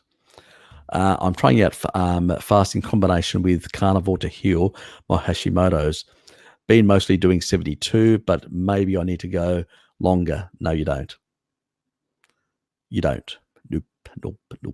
You do not. If you've been doing 72, you do not want to be basically, that is going to make your thyroid issue much worse. It's one thing doing like an 80-hour fast, rebuilding your immune system, healing a bit and all that. But at the end of the day, you don't want to be in this constant catabolic state. That's putting too much strain on your thyroid. It's also pushing up your cortisol levels and a whole lot of other things that are basically creating more problems for your thyroid. Not a good idea. Get back to eating regular. But what you need to do is you need to basically, look at foods like liver, organ meats, eggs, things that have got choline, things that have got basically zinc in them, things that have got selenium in them, things that have got copper in them, because you need basically copper, zinc, selenium, all these sort of things, iodine. You need these basically, because remember, eggs, have got quite a bit of iodine in them. So is dairy, raw dairy in particular, So you need these foods, because remember, you need iodine, for your THS. You basically need also for the conversion. So the thyroid to work properly needs all those nutrients. So, fasting is good to reset things, but not a permanent thing. And when you've got Hashimoto's or a thyroid issue, you need to be eating properly, sensibly, and regularly, in a regular way. Time will come when you can do more fasting in the future. Fasting isn't basically, let's have fun, no. If you've got an underlying issue like that, you need to support it with good micronutrient nutrition. And I would say you need to up your organ meats. You need to up things like seafood and stuff like that, crustaceans, more cholesterol, these sort of things that are going to help your thyroid in the long run. And you need basically look at things like boron as well, maybe even, supplement with boron. You need things like, foods like mussels are pretty good in terms of minerals. Also, things that will help your general health in that regard. Let me just think. That's really where your focus should be, because usually, things like these sort of autoimmune disease and stuff like that, they're long-term things of deficiencies. You've probably done a vegan diet or a vegetarian diet or some sort of deficient diet in the past, which have created these problems. My sister, she had asthma for 25 years. She no longer has it. She lived with me for 10 months and I eliminated it for her, but that was because she had basically a deficiency in choline. Lung surfactant needs choline and palmitate. Not enough saturated fat, not enough choline. Sorted. Took 10 months, but it got sorted, So there are different types of asthma, not one. So let's just get that clear out of the way. But, in terms of that, good nutrition is very important. Fat-soluble vitamins are very important for Hashimoto's as well, which is basically, especially retinol, MK4. Let me say it again, MK4, MK4, MK4. Not MK7. Ignore what the shit gurus talk out there. When you look at organ meats and all that, what are they packed with? MK4. That's what we use. And many of us are not good converters, and some of us are zero converters of MK7 or K1, to lower in that. But in terms of the supplementation of that a lot of the gurus out there are promoting, or say storing your blood, that's because the body doesn't fucking need it, and it just degrades. And there's some people that can convert slightly to MK4. What you need is MK4. That's what your body needs. It sucks it in like mad. It takes it out of the bloodstream so fast. It's like speed at the speed of light. I'm joking, but you know what I mean. So these are the sort of nutrients you want to basically improve your health. See how you go. Let me know. Stop, assaulting your thyroid with too much fasting. Give up fasting for a while. Get the nutrition in there. Help your body heal. Fasting is one way of healing. Nutritional deficiencies need to be addressed in another way for healing as well. So you have to get back to the rebuilding phase of your life. Why does presbyopia show up around the same age for everyone? Aging is on a biological clock. Nobody knows. Now, each person has your biological clock depends on your, basically how healthy your body is, So some people can look younger than what they really are, and some look older than what they really are. So your biological clock is, dependent on lifestyle factors and a lot of other things. Presbyopia and, is, like macular degeneration, a lot of things, is something which is more dominant nowadays than what it used to be. And I think it's related to a number of factors, both our nutrition, and this is me theorizing, both our nutrition, and because I look at tribal societies and they have very little of these sort of problems. And the other thing is also that we're indoors and we're not in outdoors, and our eyes are more designed for being in outdoor environments and having that sort of ability to switch between each other. When you're in indoors and you're constantly having things very close continuously, you're that differential in the distance. So if you're outdoors, you've got a, let's say the eye can see like that and that, and it has like a set parameters for both. When you're indoors, you're changing those parameters for distance and close. And I think that over time potentially creates problems. It's a much slower process. But I think that's a hypothesis. Can't prove anything. You'd have to do a lifelong, study to prove something like that. But like a lot of things in nutrition and everything else, as Bart would say, there's no proof for it. We've only got anecdotes and theorizing and hypothesizing. Maybe sometime in the distant future we'll have the technology to be able to really look at things in a Star Trek, way. But at this stage, our science is piss poor. We're still fucking primitive apes, scratching each other's, scratching ourselves and basically wondering why the fuck this doesn't work or that doesn't work. Yes, N of 1 is still important, I think, and a bit of trial and error, a bit of experimentation, being a bit of an empiricist, a bit of a scientist yourself, and basically, testing things out is probably more advisable. Not many people do. I think, like Ansel Keys, he went down the wrong pathway, because like Ansel Keys, when he basically reintroduced slightly more carbohydrate, he stabilized the catabolic state, which is what exactly the vegans do. If you notice, they eat like mad just to keep the energy without basically allowing any more damaging catabolism to happen. So, yeah. And so you can end up on the wrong pathway saying, oh, we just need to add more carbs. And that's how Ansel Keys went down the wrong pathway, So, just from this sort of reductionist view of the world and not a more holistic approach and looking at things in a different, in a more, look, it's easy. A lot of people like simple answers, reductionist answers, and that's why there are so many people on the internet peddling reductionist views. Oh, if you do this, this will happen. You do that, there's no nuance, no deep understanding. It's just sort of all this sort of reductionist stuff. That's why it doesn't work.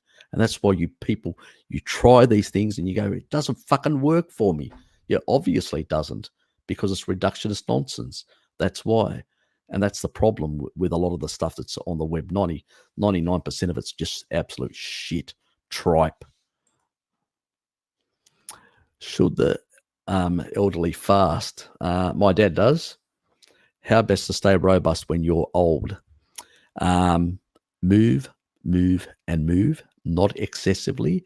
When you're over 65, you should be doing less cardio and doing more weights and eating way more protein, because the capacity to absorb protein diminishes. Also, your ability to like after 40, your taurine synthesis actually drops. I'm 53, so I'm fucked to some extent.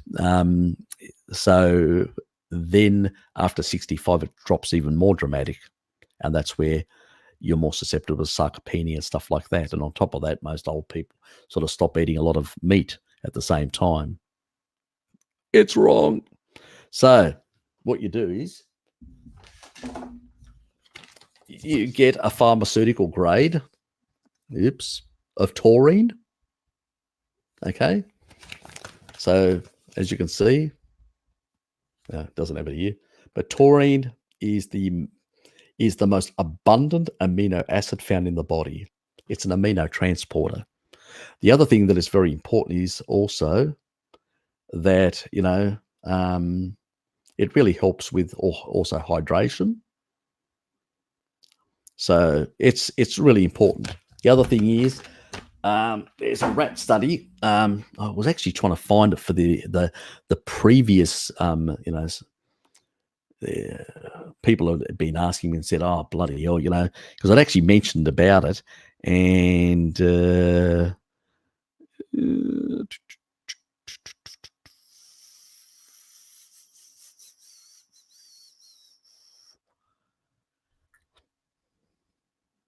yeah.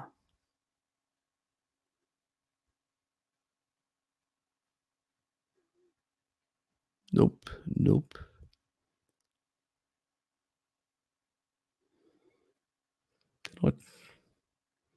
So I still had it up. Did I get rid of it? I may have. Just give me a sec. Bear with me for a sec.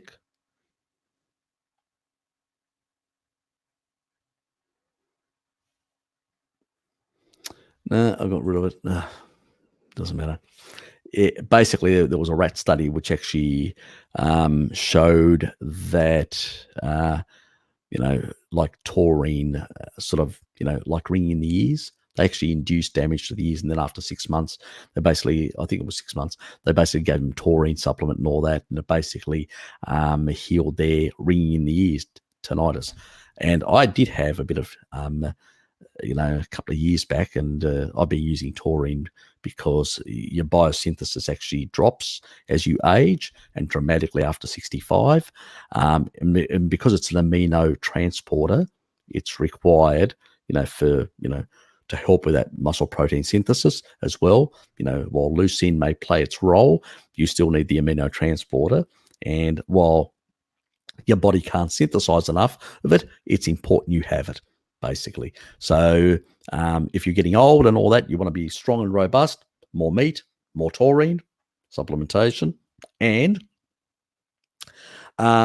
basically more movement, and also exercise in the morning, 10 to 15 minutes, lifting little weights like my old man does. He's 85 and he's rebuilt about 50% of his muscle mass again on his hands. So that's good.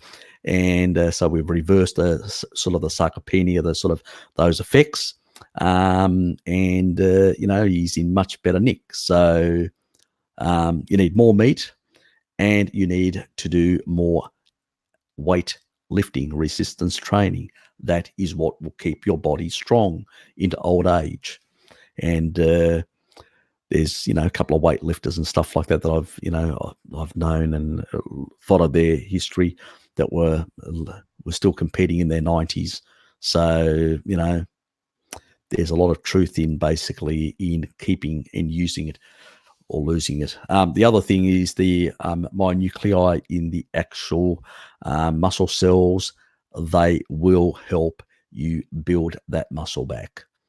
So you don't, they are there. You don't lose them. They will help you with that. That's the sort of muscle memory. So, it's sort of what people call about the myonucleus or nuclear loading, as they call it. Pretty much that is your sort of, it's another way of describing muscle memory, so if you've built it, and it's very important when you're young to build as much muscle as you can, because that will be beneficial. You'll have more myonuclei, which means you'll be able to build more muscle back when you're older and maintain far stronger muscle skeletal strength and integrity. So keep that in mind, you young blokes and young girls.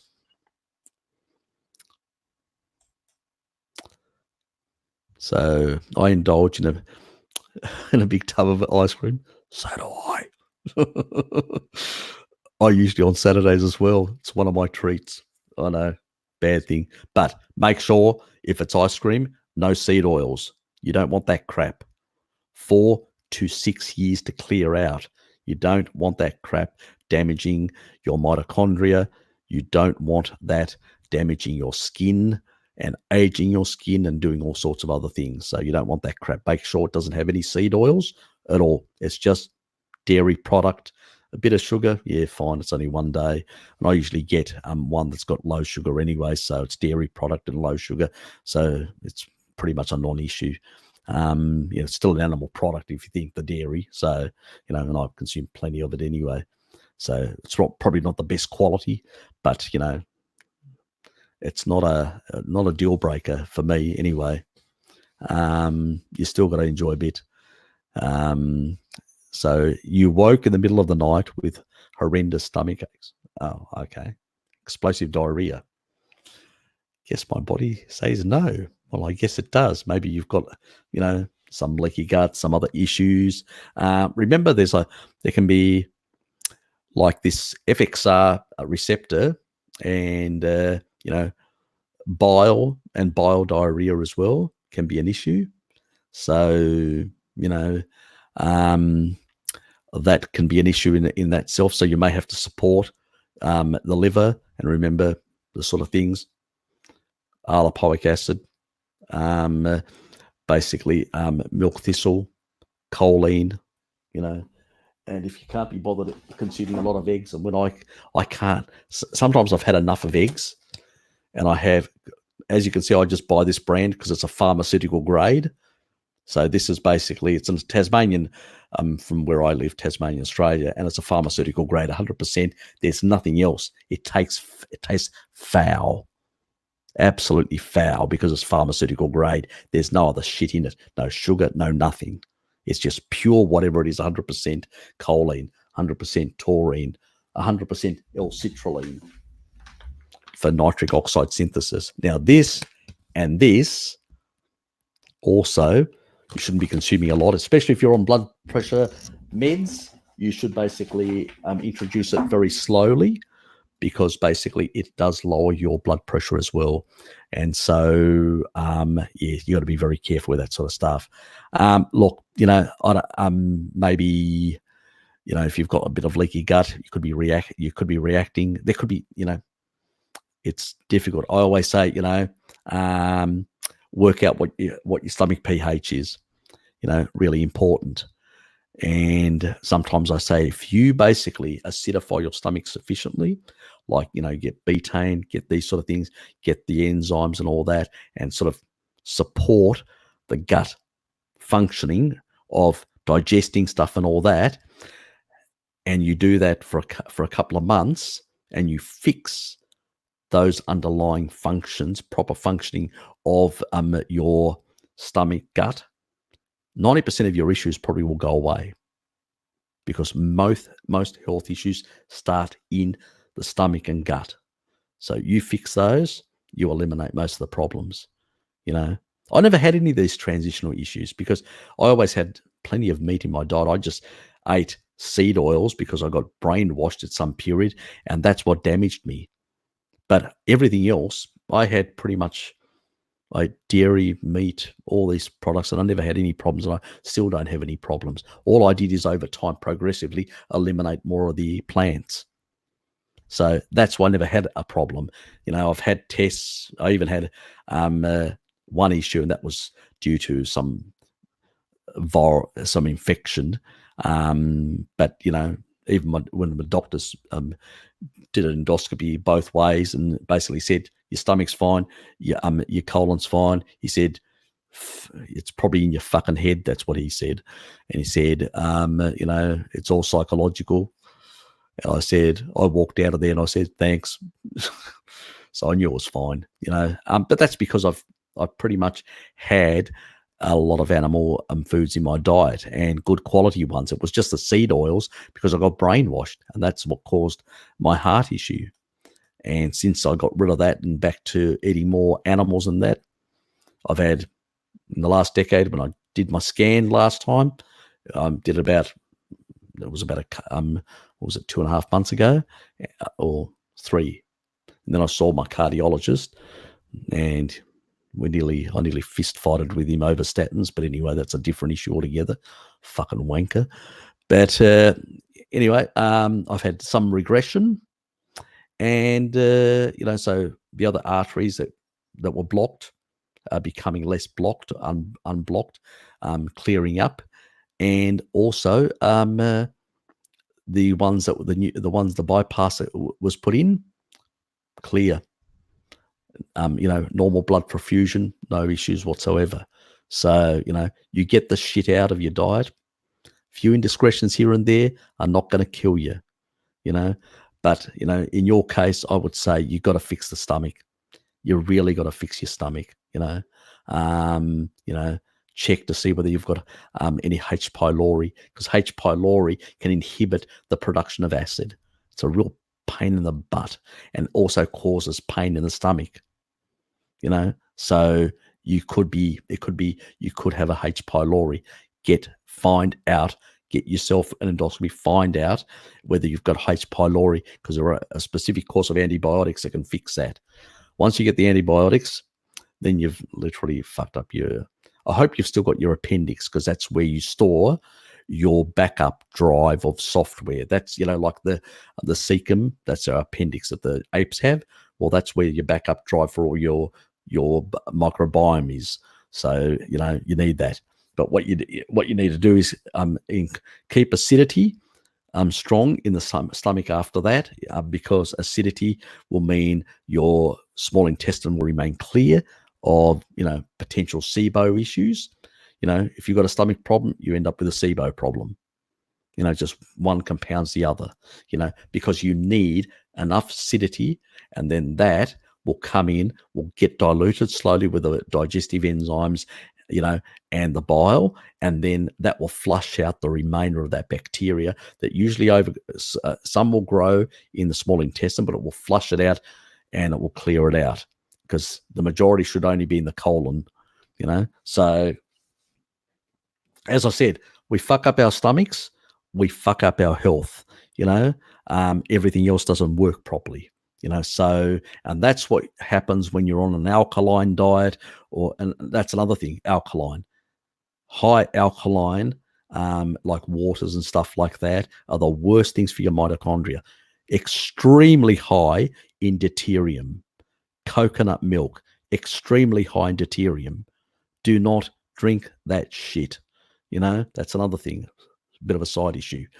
So, that damages your mitochondria. But in terms of basically health, you fix your stomach. You got to fix your stomach, mate. I can't press how important that is. You got to increase the acidity of your stomach, because that will keep the pathogens out. That will clear things. That will break things down to their fine molecules so they can be absorbed properly from your body, and then you'll get the nutrition to rebuild. Your gut barrier and everything else will start falling into place. It takes time, but you've got to fix the stomach. Then that'll fix the gut, and you've got to put things like some bone broths and stuff like that in there, because they will help heal. Eggs and stuff like that are really good for healing the cholesterol. Also, a lot of the aminos that are in eggs are really important because they help with collagen. So these are the sort of things you really have to do to fix these things, and focus on these. But you need to find out, first thing you need to find out is, do I have one of those nasty? And then once you sort it out with antibiotics, then go and get all the actual bacteria and actually have them on these bacteria strains, have them on an empty stomach. Do not have them with food, and have heaps on an empty stomach, because you want to rebuild that sort of stuff. And then you want basically, to flush out properly and to basically keep it working properly. Even sometime after you've actually killed off those, the H. pylori, you've still got the issue of basically rebuilding your bile, recycling it, so you've got a number of issues there. So I would actually check the two things: your stomach and your liver enzymes. Those two things are important. You have to check both of them to find out exactly where you are. Once you've found out, come back on, ask questions, or email me, because I may take a month. The European one I do once every month, so at the beginning of the month. So if you can't wait, just send me an email and tell me, and I'll reply back.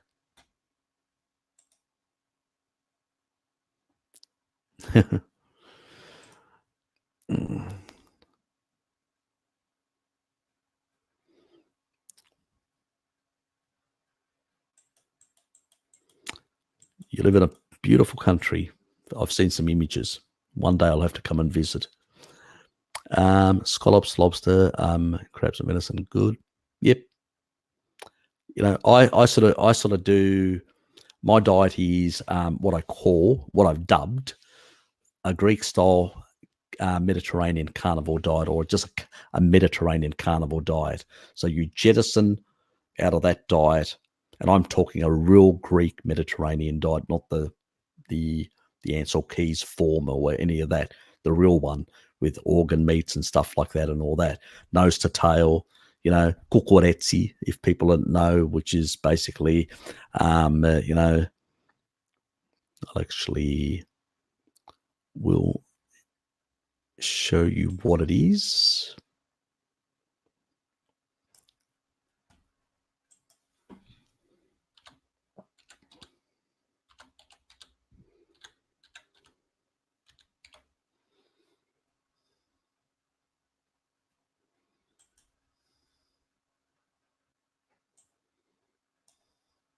Oops.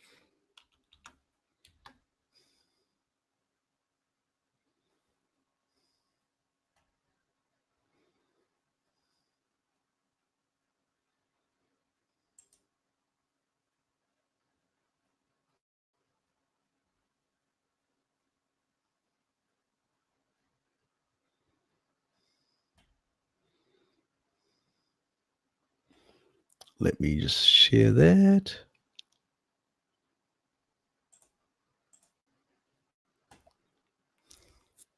That's kukuretsi, basically. That is made in Greece. And actually,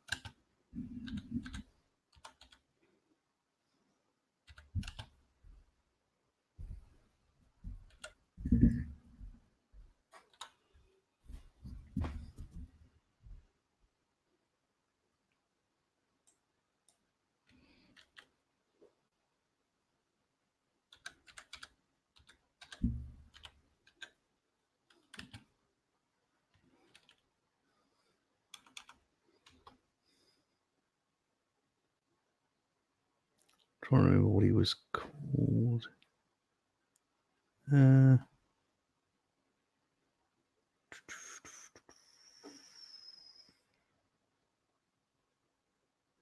don't think wasn't this one.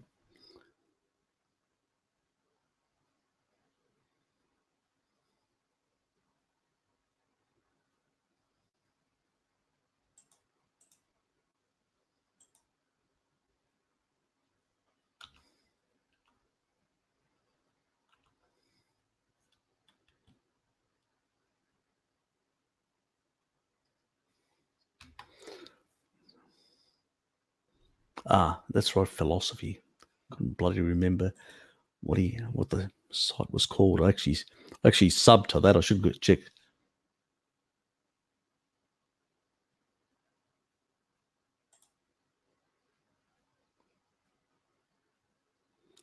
He just explains in Greek how he does the paradosia kokokoretsi.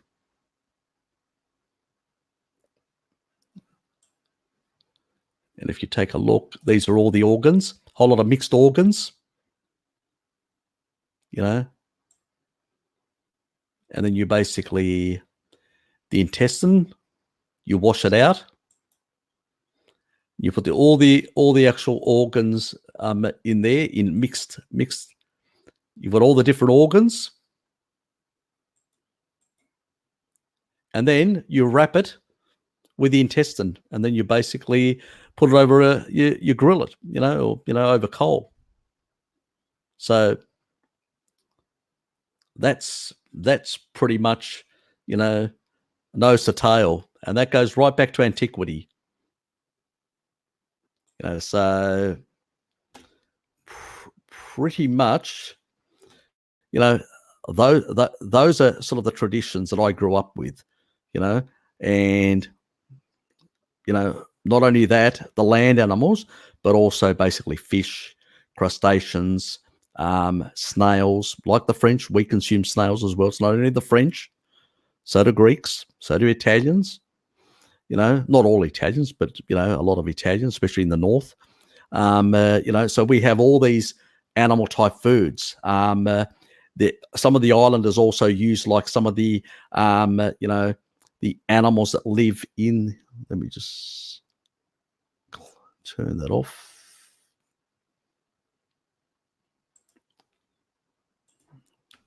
And so I think that a mix of foods is really important. Let me just share the screen for a sec.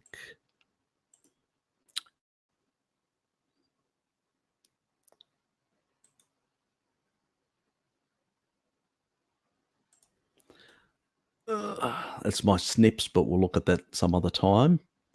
This is a post that I actually put. I put this on Frank Stefanos's thing about, because he was talking about, and I about copper to zinc ratio and stuff like that. And I said, well, you can get gelatin and all that, but look at the sort of the copper to zinc ratio in squid. Greeks love squid. In bone broth, 1:2, octopus 1:4. 1:4 is very similar to mother's milk.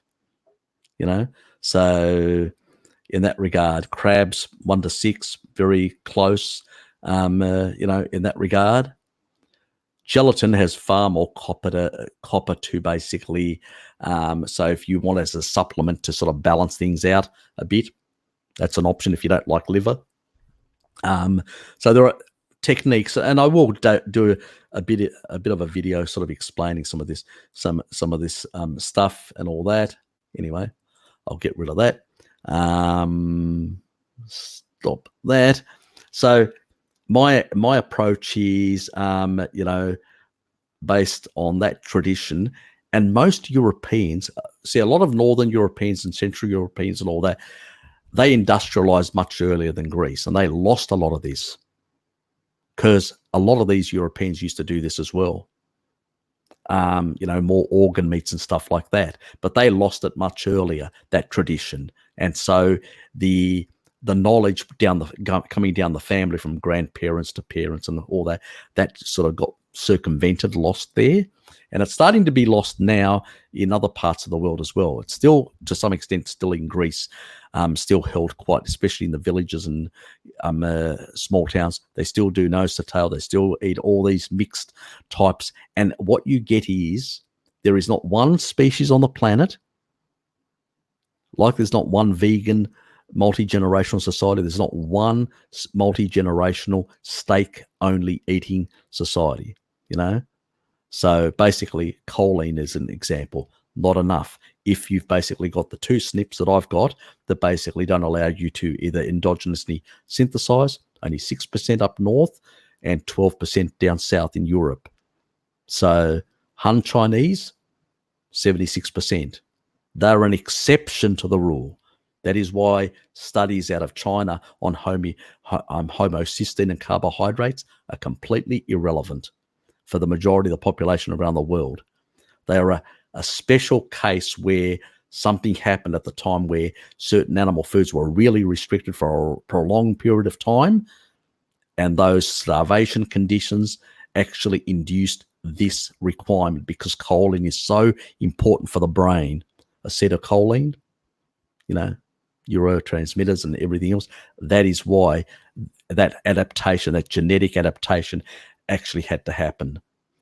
So, you know, most of us don't have it in Europe. And I'm blessed to have both problems where I can't convert, you know, the sort of the methylation, you know, you're basically the ability to convert methionine to choline to folic acid. I can't do that. So I have another SNP that, and there are many other Europeans that have the same problem.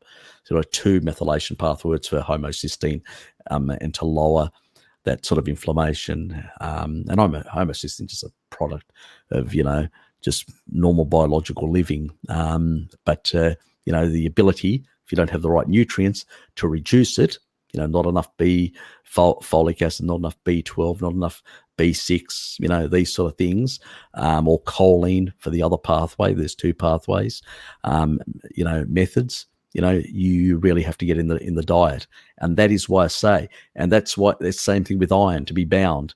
You know, it basically you need copper. So you need sauroplasmin, you need copper. So basically, you know, you can't do a muscle meat only. You know, at the end of the day, you're going to create imbalances and other problems.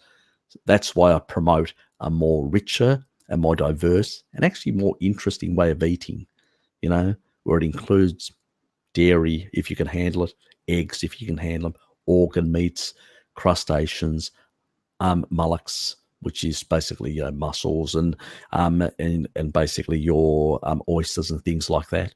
Such rich foods, you know, which we've denied ourselves this rich tapestry of animal foods, that we can get a very mixed, diverse micronutrient sort of, you know, nutrition for our bodies. So, yeah, all these things are great. All animal foods are great.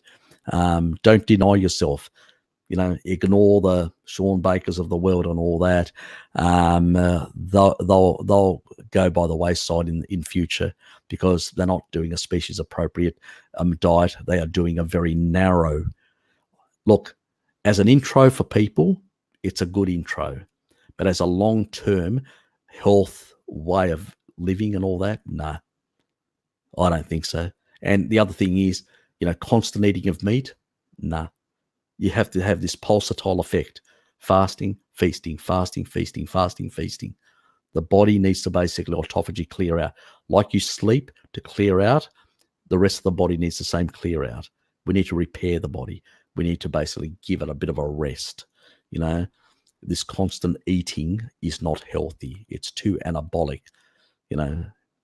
So it's very unhealthy. And I think that many of these people are sort of, same sort of, what can I say? Why does the immune system attack the body in autoimmunity? Because it gets dysregulated. And, you know, that's the problem. So, and we don't really understand why it ends up, misunderstanding, misfiring. So, really, what you need to do is you need to desensitize it. So, you need to heal your gut, you need to heal your stomach, and then you're going to get less shit going in. And if you get less shit going into the bloodstream, you're going to have less immunological things, and you're basically going to temper the system down. That's why, what Hippocrates said, all disease starts in the stomach, in the gut. That's where it starts, in the gut. And obviously the stomach is the weak point that then allows the gut to get sick. And then everything else, there is a connection. We know now that there is a connection between your gut. There are actually, it's not only the melanopsin for the circadian rhythm, but also there are, brain-like, receptors in the gut which communicate with the brain. So these, they analyze the situation, what's happening. So there is this interplay. So you've got to understand, you've got to fix the digestion. It's 90% of your problems. Believe me, guys, it's 90% of your problems. And this is why a lot of people that do inappropriate diets get in such a mess. Even people as I said, I got sick with a cardiovascular disease, but I'd never had any major adaptation issues, major of these problems that a lot of people describe. And the reason was because I never became deficient. I still was eating good animal products and all that. What I was putting in a toxin into my body, which was the vegetable oils. But had I not been putting that, I probably would have been fine. Maybe a bit overweight, but I would have been fine otherwise. So these major problems have happened because of major deficiencies and major, fuck ups. I mean, we weren't designed to consume the sort of crap that we consume, or the carbohydrate load that we consume. And people consume far too many plants for very long, and they've caused themselves no end of grief. I would say I would keep away from dairy, even though I promote dairy, until you fix your stomach and your gut. I would stick on a much, cleaner source like meat and stuff like that. And I would take betaine. I would basically try to acidify myself more while I'm taking that meat and all that, so I can keep my nutrition up and basically try and actually heal myself, and that's the major thing. And find out about your liver enzymes and your stomach. Find out whether you've got H. pylori and a H. pylori infection, which is out of control. You need to find out that. Hey, Harry, I want to hang around longer and listen to broadcasts, but in the middle of cooking a piece of pork loin. Oh, that sounds interesting. Priorities. That's fine, mate. Take care and enjoy the rest of your day.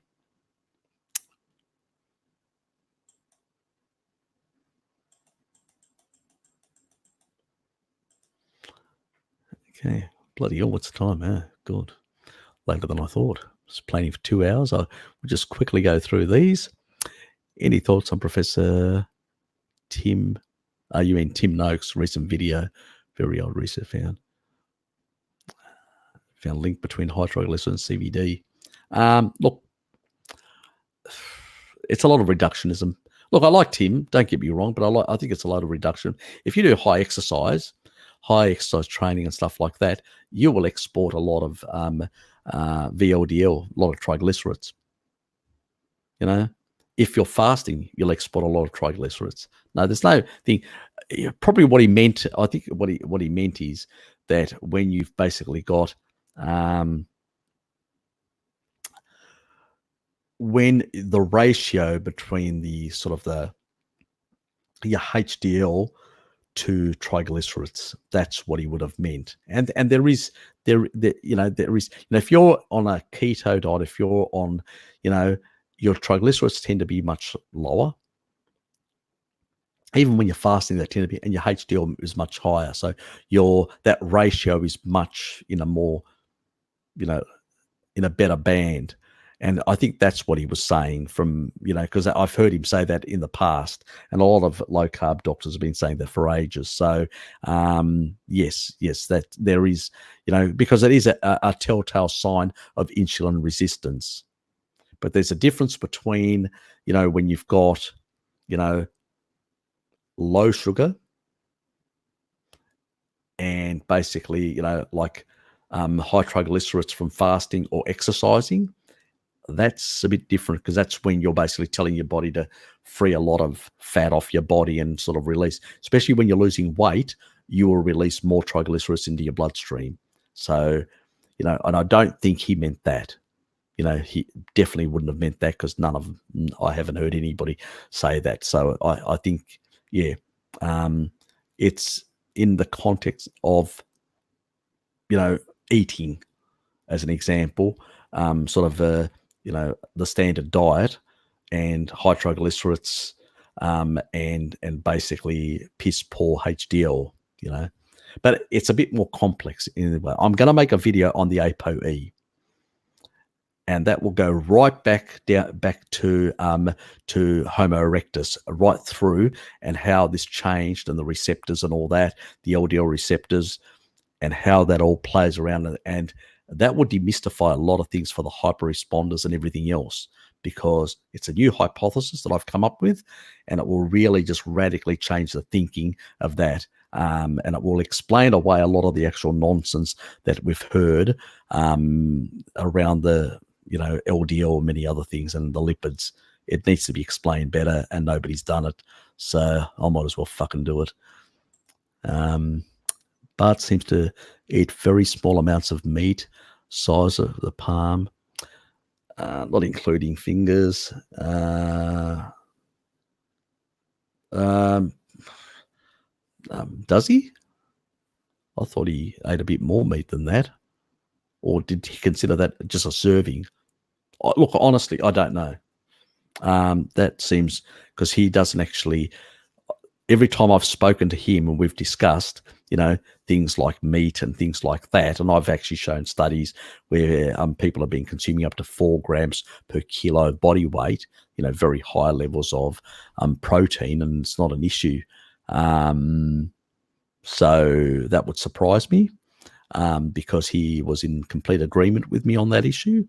And I tend to consume about 30 to 35% of my calories in terms of meat, 0 to 5% carbohydrates, and the rest fat. And that tends to be my sort of approach. So, don't know. I'm surprised if he actually said that. Maybe it was a slip of the tongue. I don't know. Can't really say. Sorry. Because it doesn't sound like something that I've discussed with him ever. So, is that recent? Okay. Thoughts on dry fasting? I wouldn't do it. And no, I haven't had any personal experience. And last time Bart had some experience, I think he had some lower back pain. Let that be a lesson to you. And he hasn't done it really, and even tried to do that experiment again. So I think it's not an advisable thing to do. What do you think? I think you mentioned a red line in fish that astaxanthin is stored. That is quite right. I did hear Frankie recently make a bit of a remark after I'd already spoken about astaxanthin, and he actually sort of, without mentioning my name, he sort of bagged me, I think, in that respect, and said, first of all, astaxanthin is in fish. So when you eat a fish, you'll get astaxanthin. But what I was talking about was supplementation. And what did I say in that video? If you go back and look at that video, I quite clearly said, you're not a fish. Do not consume, because it bioaccumulates. And I said, if you're going to do some cheating, because one of the guys was actually going on holidays and he said, well, I'm going to be consuming stuff that's going to have seed oils in it. I'll be consuming. I said, if you want to refresh those fatty acids and reduce the damaging effects of those fats, take some of that 1 every 3 days, because it resides in your system and degrades slowly. Depends on the person how quickly degrades out of the system and how much your detoxification pathways take out those carotenoids out of your system. Okay? And so basically I said, it's not an optimal and I wouldn't do it, but if you're going to use a cheat for a specific circumstance, yes, it's not something that I would supplement with, but something you take on for a specific, you're going on holidays as something to protect yourself. Because if you supplement, the bile accumulates and you're not a fish. And I actually made that quite clear. And I think somebody may have, like everybody on YouTube usually says, I heard Harry say this. And he probably basically said, oh, that's stupid. And he would be correct in saying that, because it would be stupid for me to say to supplement with astaxanthin, because I don't say that. I think it is stupid. But to take it for a short amount of period as a strategic thing to mitigate some of the damaging effects when you're on holidays, where you may come in contact with some of these seed oils and stuff like that, or, rancid sort of fats, yes, but it's not for something to do on a prolonged basis. So that was my point. And small amounts are not a problem that you get from the skin of fish, not an issue, so it's just the sort of the large amounts that you would get from a supplement. Unfortunately, they don't have, like, even vitamin E, they have these massive amounts that causes imbalances in the fat soluble vitamins. So only Jarrow has a very low dose, which is 19 milligrams. So it's a very low dose. So you basically stay in that threshold, that low threshold. You don't get excessive amounts of vitamin E to cause imbalances. But that's the only supplement out there that I can think of. And it's palm oil based. So it's not any, because some of the other ones are basically derived from the seed oils. Not a good thing. So, there's nothing else out there that you can actually recommend in that. And I just use that as a protocol for 4 to 6 year protocol to deal with all the actual stored PUFA that you've accumulated from your past indiscretions. If you've had, like myself, a lot of vegetable oils in my diet, 4 to 6 years, I did it for 5 years. To basically guarantee that I would clear out that garbage out of my system. So that was that protocol, and that was only for that purpose. I no longer use vitamin E. I don't need to, because I avoid PUFA from seed oils like the plague, because it's sugar you can have, and that will clear out. You may become even pre-diabetic if you eat a whole jug of sugar, but, you may get a bit of damage, but, ultimately your body can heal within a short amount, a month or two, you're fine, you're back to normal. Seed oils, 4 to 6 years, that's nasty shit. Do you think Tofano got iron overload when other carnivores don't? No idea, mate.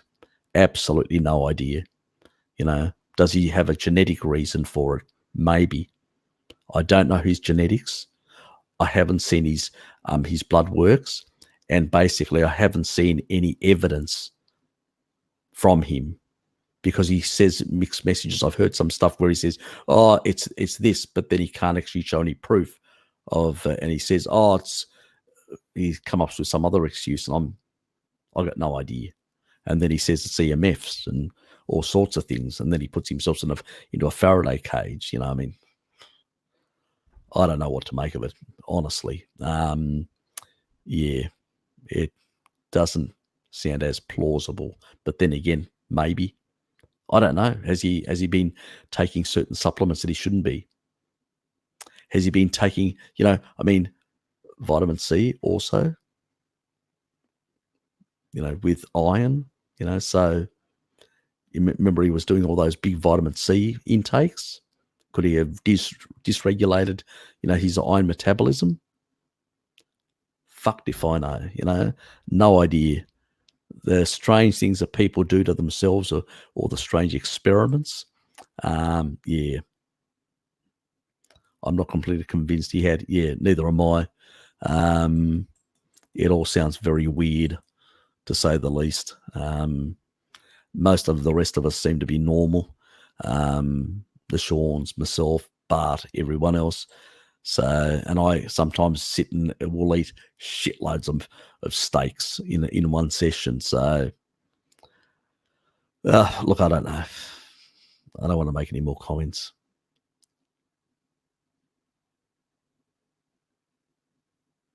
Yeah, that's true. He isn't that tall, so his caloric needs are probably lower. Yeah, look, I just don't know enough, to be honest, and all that. So 2 years eating mostly meat, was in the perfect range, exactly.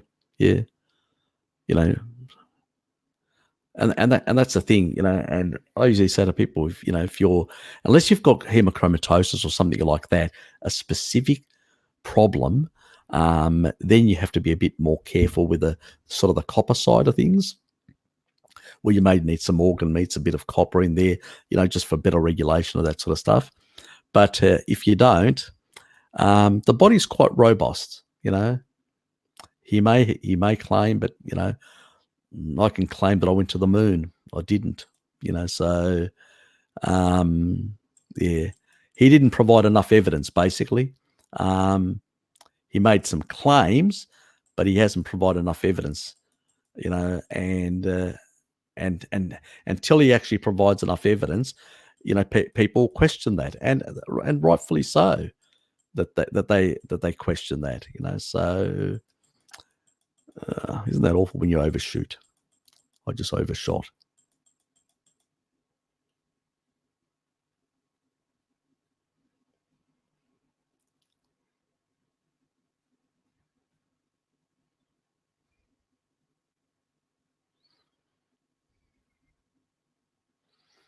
Okay, that was the next one. Okay, we'll cycle through this a bit faster. Heard drinking too much coffee can influence iron levels. There's a lot. Show me the science.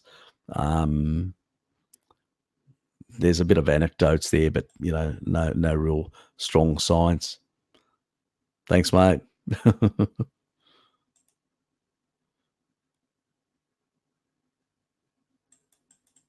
Thanks.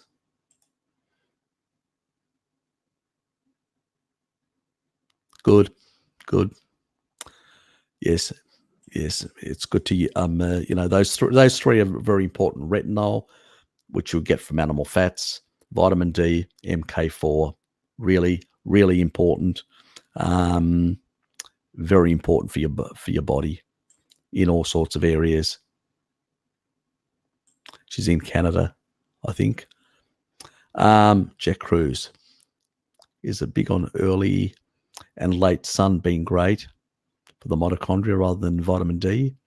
That's with UVA. That's the red spectrum that you're talking about, which your melanopsin on your skin will actually detect. Actually, red light therapy is basically, that's why it's called red light therapy, really healthy for you. So that sort of infrared, so that is really good. But vitamin D is very important. It's a cofactor in 1,000 biological processes, so did he actually say that? That sounds weird if he did, because for your mitochondria, yes, probably,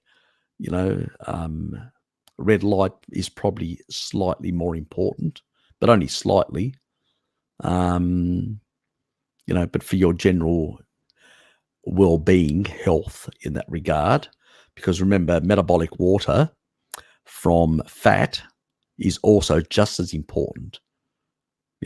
Jack seems to forget that.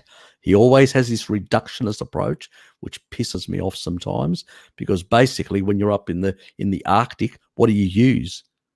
You basically use fat. You use, because you can't extract energy from the sun, So if you're in the tropics, you can get a third of your energy from the sun, through your melanopsin. Fine. What if you're fucking up in the Arctic Ocean? You're going to get jack shit. So what's more important? This is, again, all this reductionist sort of nonsense. The reality is we need a combination of things to be healthy. So let's not, this is more important. Again, the sort of guru thing. This is more important. You got to do this, for fuck's sake. There's plenty of things that are very important to get right in our health. It's a synergy of a number of things. Good sleep, good circadian rhythm, good, proper eating within times of light. You're supposed to be eating those times, not in darkness. That's another issue, because the light that you release in your melanopsin, in your gut, remember, your skin and your gut starts from the mouth, ends up in the anus. That basically has melanopsin receptors, light receptors. They pick up, and that's where the circadian mismatch happens. Now you understand. I usually say to people, when you're traveling north or south, not an issue. When you're traveling east or west, always fast, and only eat in daylight when you get to the destination. If you get there in darkness, don't eat. Then go to sleep, then wake up the next day, then eat. So you can actually reset your circadian rhythm, because that light that will come from the food, the local food, will reset your circadian rhythm properly within that new locality.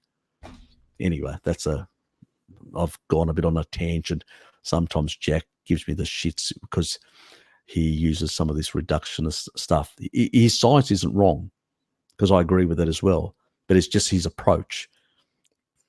Yeah, exactly.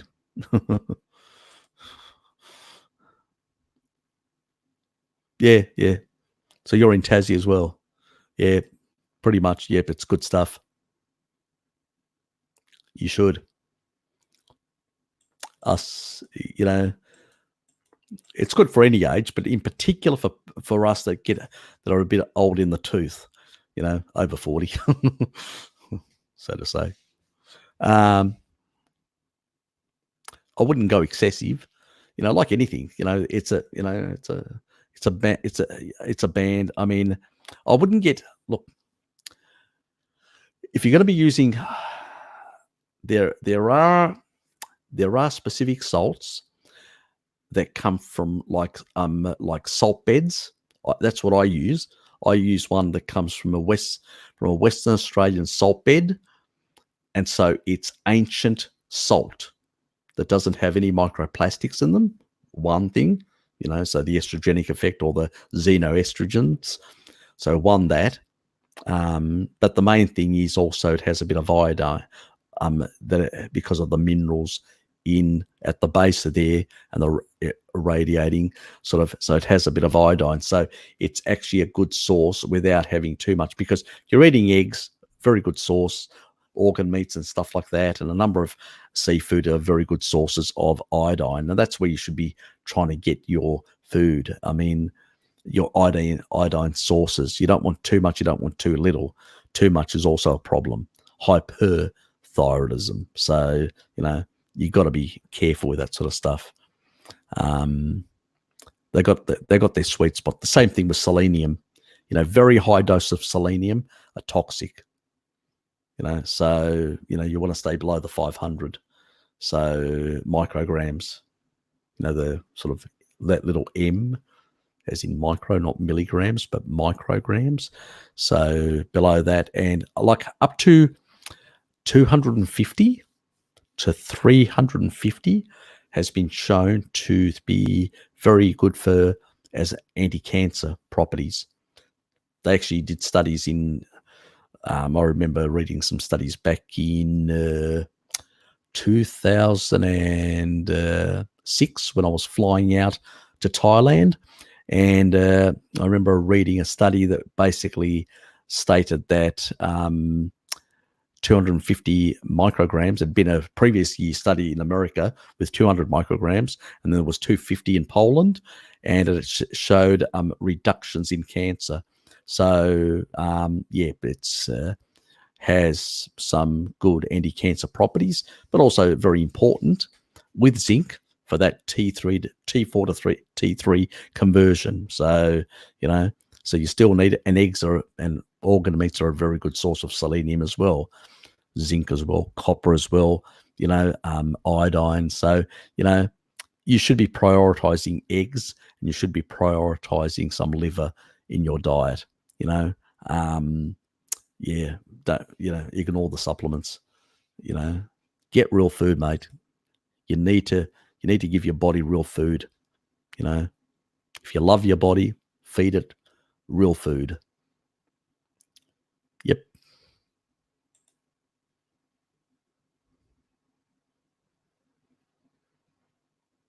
Yeah, I know. Yes. One way to kill them off quickly, degenerate them even faster.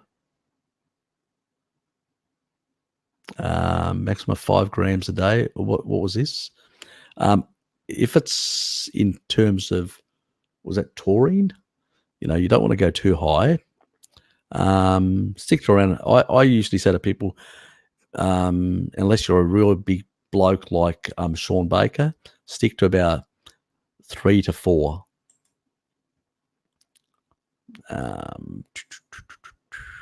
And also, if you are taking for any of those sort of supplements that I mentioned, in terms of choline in particular, and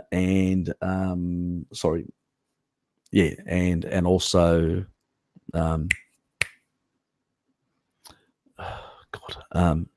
your citrulline. If you are taking any of those, remember, in high doses, they will reduce blood pressure.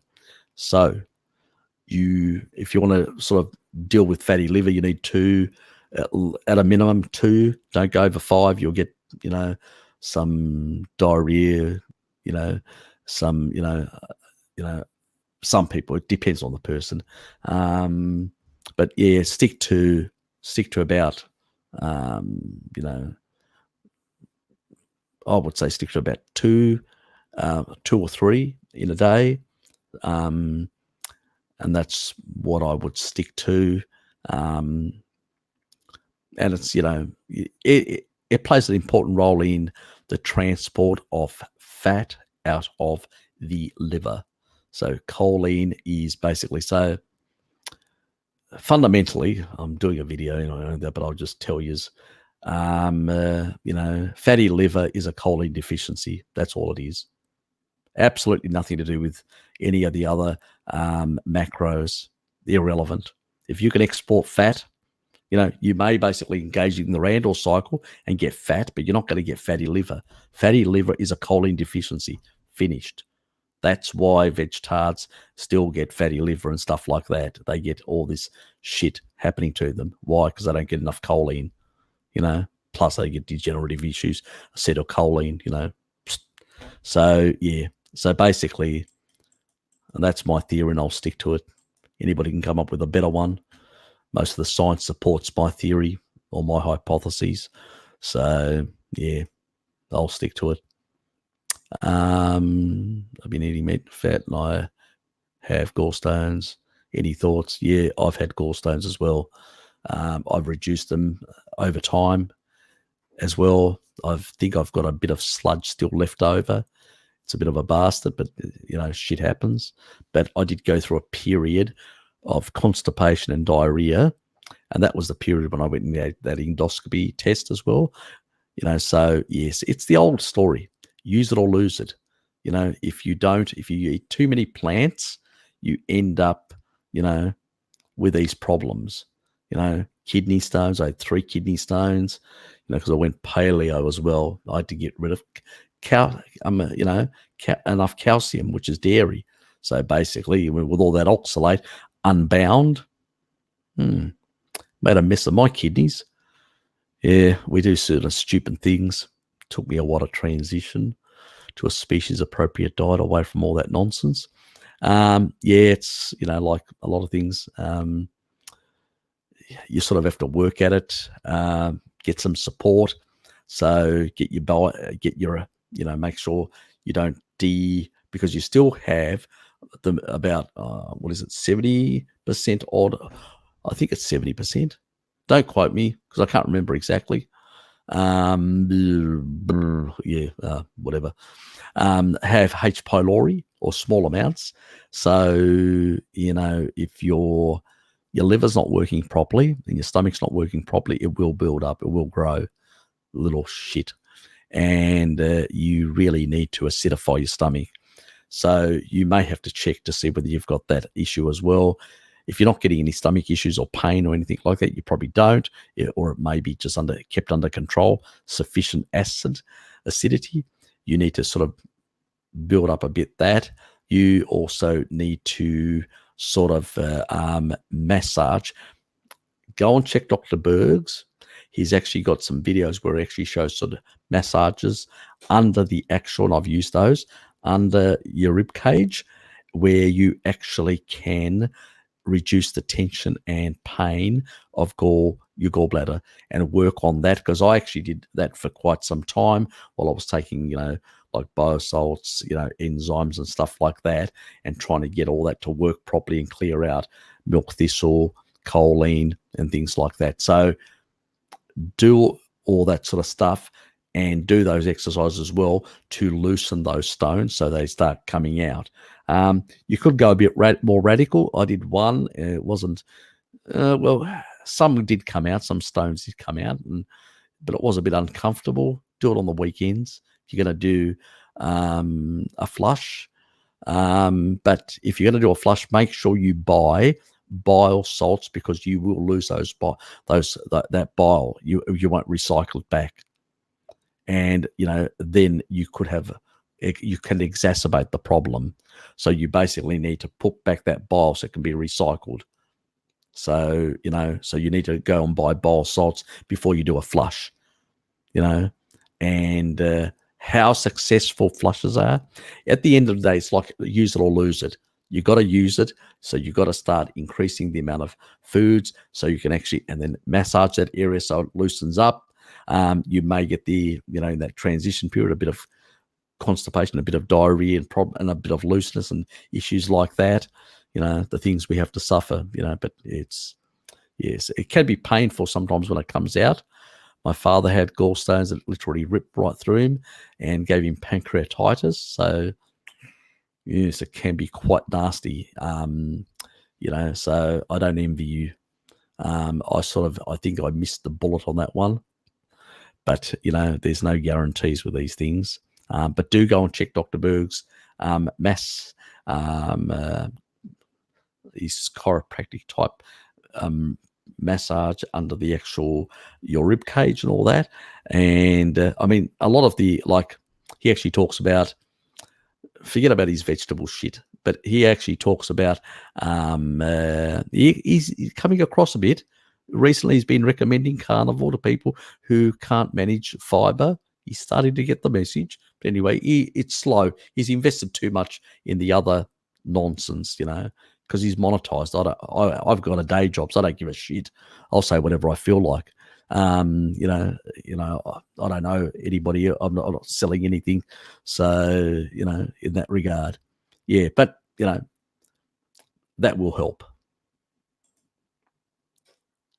So, no taurine. No, nothing to do with that. Taurine is, look, it's, if you're basically not taking any blood pressure meds, not an issue. None of these supplements are an issue. Your body will, may go a bit lower, but then it will come to homeostasis. It'll sort itself out, because that's a natural thing that your body will synthesize anyway, So these things decline with age, and then we get less choline, less taurine, less that, and all the other things that we do, and raise blood pressure. That's where our biggest problem. It's not low blood pressure. Now, if you've got low blood pressure like my sister has, well, she's been taking this sort of stuff and choline and stuff like that. She has no problems, and she used to pass out with very low blood pressure as a vegetarian. She doesn't have that problem anymore, that now she's more carnivorous. So once you're on a species appropriate diet, your body usually finds its homeostasis quite easily. So don't worry. Oh well, yeah. Well, there could have been emulsifiers. I I try and find ice creams that don't have emulsifiers. Emulsifiers are really damaging to the gut and the gut lining, and they can, in some people, induce nasty symptoms. Yep, it's all about profits, mate. Less dairy, more cheap oils to make up the mix. Pretty much.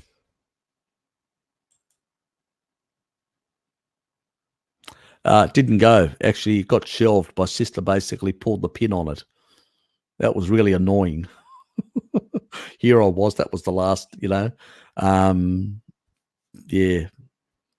Sort of I ended up going and doing something else because I had to, because I'd rescheduled anyway the thing. So yeah, didn't bother me.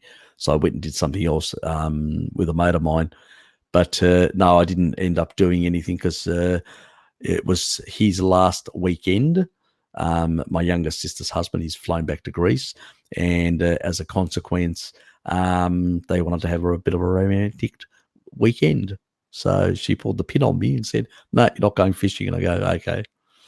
So she went into the city and had a romantic evening with her husband, and I said, "Fine," because that's more important. So I missed out on fishing. Shit happens. Anyway, trying to organise it for the next week if I can get my friend to pull his finger out, but that's a different issue altogether.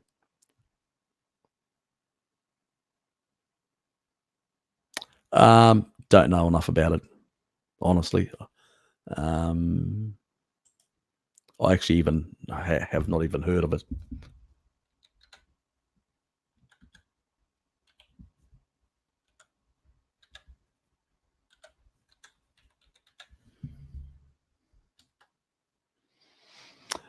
So what is it? Is an enzyme isolated from a bacteria found in silkworms. Sounds interesting. Reduces inflammation, pain due to surgery, trauma, and other inflammatory conditions. It's an anti-inflammatory, so probably not, you know. A lot of people will make a lot. At the end of the day, you know what? How do the most effective way to clear out your arteries? Fast. Fasting now and then, this pulsatile effect will clear out, and not putting any shit in your diet that actually exacerbates the problem, like seed oils, refined sugars, and stuff like that. Because at the end of the day, you need to basically fast to rebuild your endothelial cells. You need good fat soluble vitamins which regulate those collagen degrading enzymes. What's your arteries made of? It's a collagen. Most of your bones, your arteries, all that collagen. MK4, vitamin D, retinol. They regulate collagen degrading enzymes. MMPs. Remember we've talked about them before. The matrix metalloproteinases. They need to be regulated, and then the integrity of the glycocalyx, the pericellular matrix, which is all the hairline structures that are sitting on top of these those little trees that are sitting with the sugar molecules stuck on the top and sulfonated. Remember the sulfur we talked about? Because most animal foods are high in sulfur amino acids. That sulfonation then allows for that negative charge. If the pericellular around the LDLs, the lipoproteins, bacteria that may be flowing through, remember we talked, they won't stick. If they've got a negative charge as well, it all binds together. Why certain inflammation, when you're on a species appropriate diet and you're maintaining that negative charge state and things are not sticking, you're not going to get the problems. When they stick, you're creating the problems, So yeah, it's a far more complicated picture in terms of the the electrical charge. It's the sulfonation, the integrity, based on the sort of micronutrients you're having. So, these sort of things are not going to heal anything. Yeah, they may reduce a bit of inflammation, but if you're throwing a whole lot of pile of shit in there and still causing issues and damage, nah, no fucking way. It's a waste of money. Like a lot of other crap that people sell, like, oh, this will give you hormesis. Yeah, what? I can go and exercise and get enough hormesis. I get irradiated by EMFs and I get enough hormesis. How much fucking hormesis do I need? Too much, like excessive stress, not good for you. It's just people selling shit all the time. It's not that difficult or complex, guys. Just eat properly, clear out. Yeah, I get pastured eggs. Look, as that other study, I showed a study where an old bloke that ate 25 eggs a day in the morning. I'm not going to search for it now. And basically, he lived longer than his parents. So he had no special genetics and consumed 25 eggs a day. And he was 88 years old. So, and they were conventional eggs. So he had low cholesterol, very few issues. So the difference is, as like with the milk, poorer nutrition. It's not going to radically. It's not. We're not talking about severe, extreme differences in micronutrients or quality that's going to cause you so many health problems. Yes, I do go for pastured eggs for the better quality, but it's not. It just gives me that little bit of extra optimal, but I'm prepared to pay for that. Should I? Maybe not. Should you? That's your choice. You mentioned the importance of appendix. I listened to a nice lecture on the immune system on YouTube, and the expert said you have no idea the point of an appendix. Was he talking about the same thing? Yes. Yeah. Look, most people don't realise how important it is as your gut microbiome backup software. Same thing with the cecum in the apes. Plus, it plays as a secondary stomach as well for them. We lost that because we moved away from a lot of vegetation when we became more carnivorous. Yes, through the ice ages. Anyway, long story. I've discussed that in previous videos. I've always thought that all parts of the body had a reason to be there. Yep. Unless you're a doctor and you're paid to rip things out, then it becomes less important. Harry, I managed to fit streams almost perfectly between my sleep time. If I had left the previous one sooner, I could have gotten here on the beginning. I need to do some studying today. Focus on your studying. Remember what I said. YouTube will still be around. Your studying is very important. Now let's cycle through. I'm going to basically give avocados paleo. No fucking idea, and I don't really care. I mean, paleo people will argue about it. Many paleo people do consume them, but I did as well. Whether they are or they aren't, who cares? Unless you've got a salicylate problem, they can be an issue. If you don't have a salicylate problem, most Northern Europeans do have salicylate issues of different varying degrees. Southern Europeans don't, and most South Americans don't. So, yeah. But if your ancestry is Northern European, is it advisable? Maybe not. Reading Western Price, yep, one of my inspirations about a decade ago. I noticed that it was the Pacific Islanders who consumed more seafood and had the better health. Actually, not a lot of seafood. That's a bit of a myth. They did consume some seafood, but not a lot. They consumed quite a bit of pork.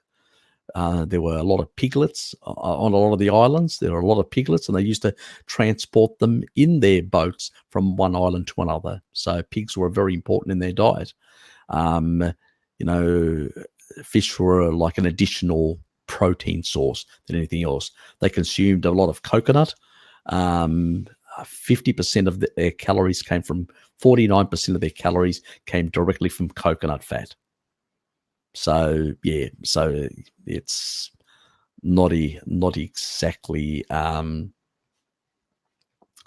there were the occasional here and there, like the Japanese, for instance. They're a Pacific Islander in a sense, but yes, but generally the majority of the islanders consumed, less fish. Even the Greeks. You check my ancient Greek, the video that I did about the ancient Greeks and the isotope analysis. They consumed a bit of, small fish, but coastal stuff. But majority were land animals. Most people, people are lazy. Things that are easy to access. When you have to put an effort to go and get food and it's unreliable, the weather may be different, all that becomes seasonal and varied food, not a constant food. Constant foods are things that are land animals where you can control and you've got a good supply. Think logically about these things. Are avocados good additives to Carnivore? Nah, I wouldn't waste my time. Too expensive. Very little bang for your buck. Best thing that I would consume is go and get bits of animal fat. Cheap, very cheap actually. Even in food deserts, very cheap. And at the same time, just think of all the fat-soluble vitamins you're getting. Retinol, MK4, retinol, MK4, plus vitamin E and a few other things, But you're not going to get that from avocado. You'll get the monounsaturated fat. You get a few other things. You get a bit of potassium. But as I said, potassium isn't that important. You get a bit of milk. You get that. The energetics, and I'll do a video on that to show exactly how much really you need. It's not is if you're around about 70 odd kilos, you probably need about 2100 to 2500, not the 4700 that they recommend. So nope, in terms of milligrams. So yes, so keep that in mind. I use the veterinary approach. You feed animal micronutrients based on its size and only on its size, not in any other way, So who are more reliable? People that are basically veterinary scientists and have actually looked at exactly what is required for that animal to be healthy, and they've worked out the energetics of that animal and the size and all that, and they've devised it based on the requirements of the micronutrient requirements for the size of the animal. Who's fucking much smarter? All these morons who get around the committee have no fucking idea, have no research, and just basically they, discuss amongst themselves and work out approximate values. Yeah, fucking crap. And most of it's based on carbohydrate metabolism anyway. And as I said, thiamine you only need half if you're on a carnivore diet or a keto diet. You only need more B2, but you get plenty of that in meat products, so less of an issue. Do you think fish is healthier than ruminants? Not really. To be honest, not really. We consumed more land animals in our evolutionary history, not fish. There are some people out there promoting that idea, but nope. Fish aren't a problem, but not even the Inuit consumed higher levels of fish. It was more, things like If you take a look at the only population that consumes very high levels of fish is basically the Japanese population, and they have the highest level of stroke. Not a good idea. Too much DHA is not good. You need essential fatty acids, but not extreme levels. Now, they don't consume extreme levels, but still, a couple of times a week fish, fine, but not a regular. Ruminants should be your main food of choice. Yes, you are in the UK. Did I think I said some other place, didn't I? I was confusing you with somebody else. Sorry. Is PUFA in organic chickens an issue? Nah, I wouldn't worry too much. Unless you're Frank. He worries about everything. So nah, I wouldn't, to be honest. So yeah. Look, the ratios are really only for the plants, the LA and ALA, and it has to do with the conversion, that one will inhibit the other from converting and not get prioritized, and that's where you can get into trouble. If you don't have a conversion issue because you're getting DHA or arachidonic acid, where's the issue? There is no issue. I mean, the most longevity populations in the world, take the Okinawans or the Sardinians, the people from Korea in Greece, or the Costa Ricans. What do they consume primarily? Lard. What do they consume primarily? Pig, pork. Doesn't that have an unusual ratio in terms of all these gurus? Why do these people live longer than these gurus? Think about it. It's only oxidized PUFA and damaged PUFA that's an issue. Every single one of your cells has got arachidonic acid in it. Very important. It can support the inflammatory pathways because you need inflammation to heal, or it can support anti-inflammatory pathways. So what does basically blue light do? It actually drops and doesn't allow the recycling of arachidonic acid and DHA. In your brain, what is more, DHA or arachidonic acid? Most people don't ask that question. Well, it's arachidonic acid. So out of the third of that component of your brain, which is PUFA, around about 55% is arachidonic acid. So it's more than DHA. So why is one more important than the other? See, this is just the same sort of propaganda and guru shit that comes out continuously. So, that's why I call myself no bullshit, because basically I look at these things and I say, well, when you look at as these anecdotes, these contradictions, when you have in science, when you have the concept of something which is, a paradox, it means your science is shit. At least physicists are honest. They say you're bringing up paradoxes in your, hypotheses. They are shit. They ignore them. It's only nutritional stuff where we basically love shit. And all these sort of, it's all this reductionist shit nonsense and all that. No, look, it only becomes an issue of plant-based PUFA, essential fatty acids, that can't be converted properly. That's the issue. You're eating animal sources. It's not an issue. The body knows how to fucking use them. And if it's got excess, it can do other things. It can burn it off. DHA can't be burnt off. It's not a good food, but you can burn off arachidonic acid. So any excess, the body will deal with it. It doesn't have a problem. The only and usually when it comes from the animal, it's stabilized with vitamin E. So basically, and astaxanthin for the fish. So it's stabilized, and there is no problem there.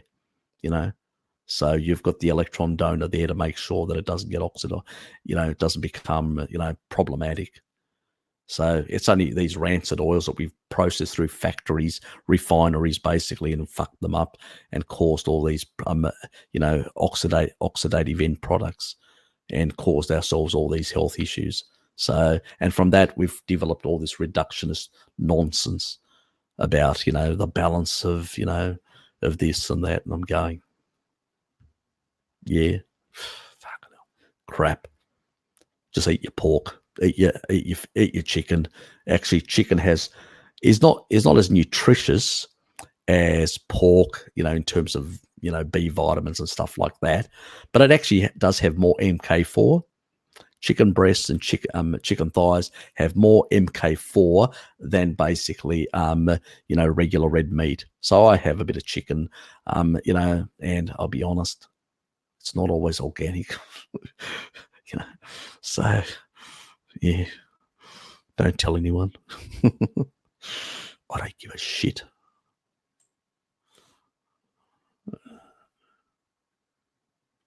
Do I dislike Discord? Am I now? I didn't even realize that. But you've never seen me there. I think Bart maybe. Oh yeah, it actually said, "Are you going to join my Discord?" And I said, "Oh," and I said, "Okay, I'll do it." And then I think he made me a mod. But yeah, I never got around to. I probably should turn up one of these days just to scare everyone. Hey guys, gonna love and leave. Okay, see ya. Good seeing you here. And I think we'll bring it to an end.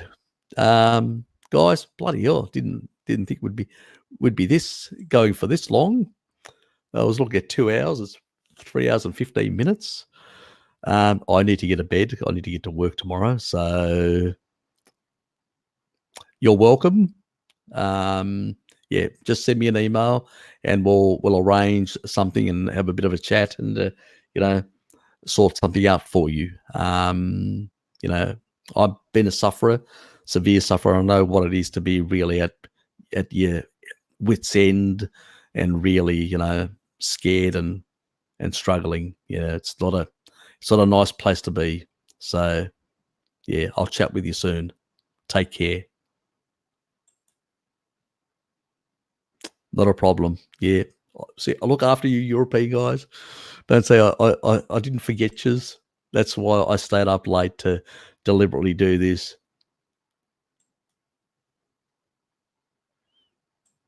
Thanks. Thank you. Thank you.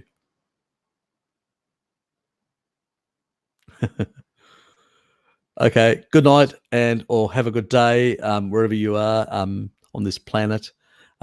Thanks for turning up. Yeah, I enjoyed this. It was a good stream. Had some very interesting questions as well. A few things. It was a slow start, but once we got going, there was a few interesting things and a few people discussing some of their health issues and stuff like that, and some issues, and we were able to nuance a few things. Because at the end of the day, that's why I'm here. I'm not here, not selling anything, guys. I'm not here basically to BS yous or waste your time. I'm just here to basically, and as I said, you're not going to get much out of a bottle. Most of it's going to come from good nutrition, and that's where you really need to focus on, basically good nutrition from good sources, and try and put more. I mean, look, occasionally we all, I'll go to, there's no, everybody's taken the free range chickens and there's one there and I'm going, okay, I want chicken tonight. So I'll just pick it up and take it, and, it's probably not the best quality. Good night, mate. But at the end of the day, yeah, let's not get too wound up about these things or get too, Anyway, better let you go. Better get to bed. See yous, and hope to see yous or either on my regular stream, some of yous that, depending on where your time zone is and how long you can stay up, even a few minutes, it all counts. I enjoy it. I enjoy the questions. And next month, we'll have the next Euro slot. So see yous and goodbye, and have a nice one.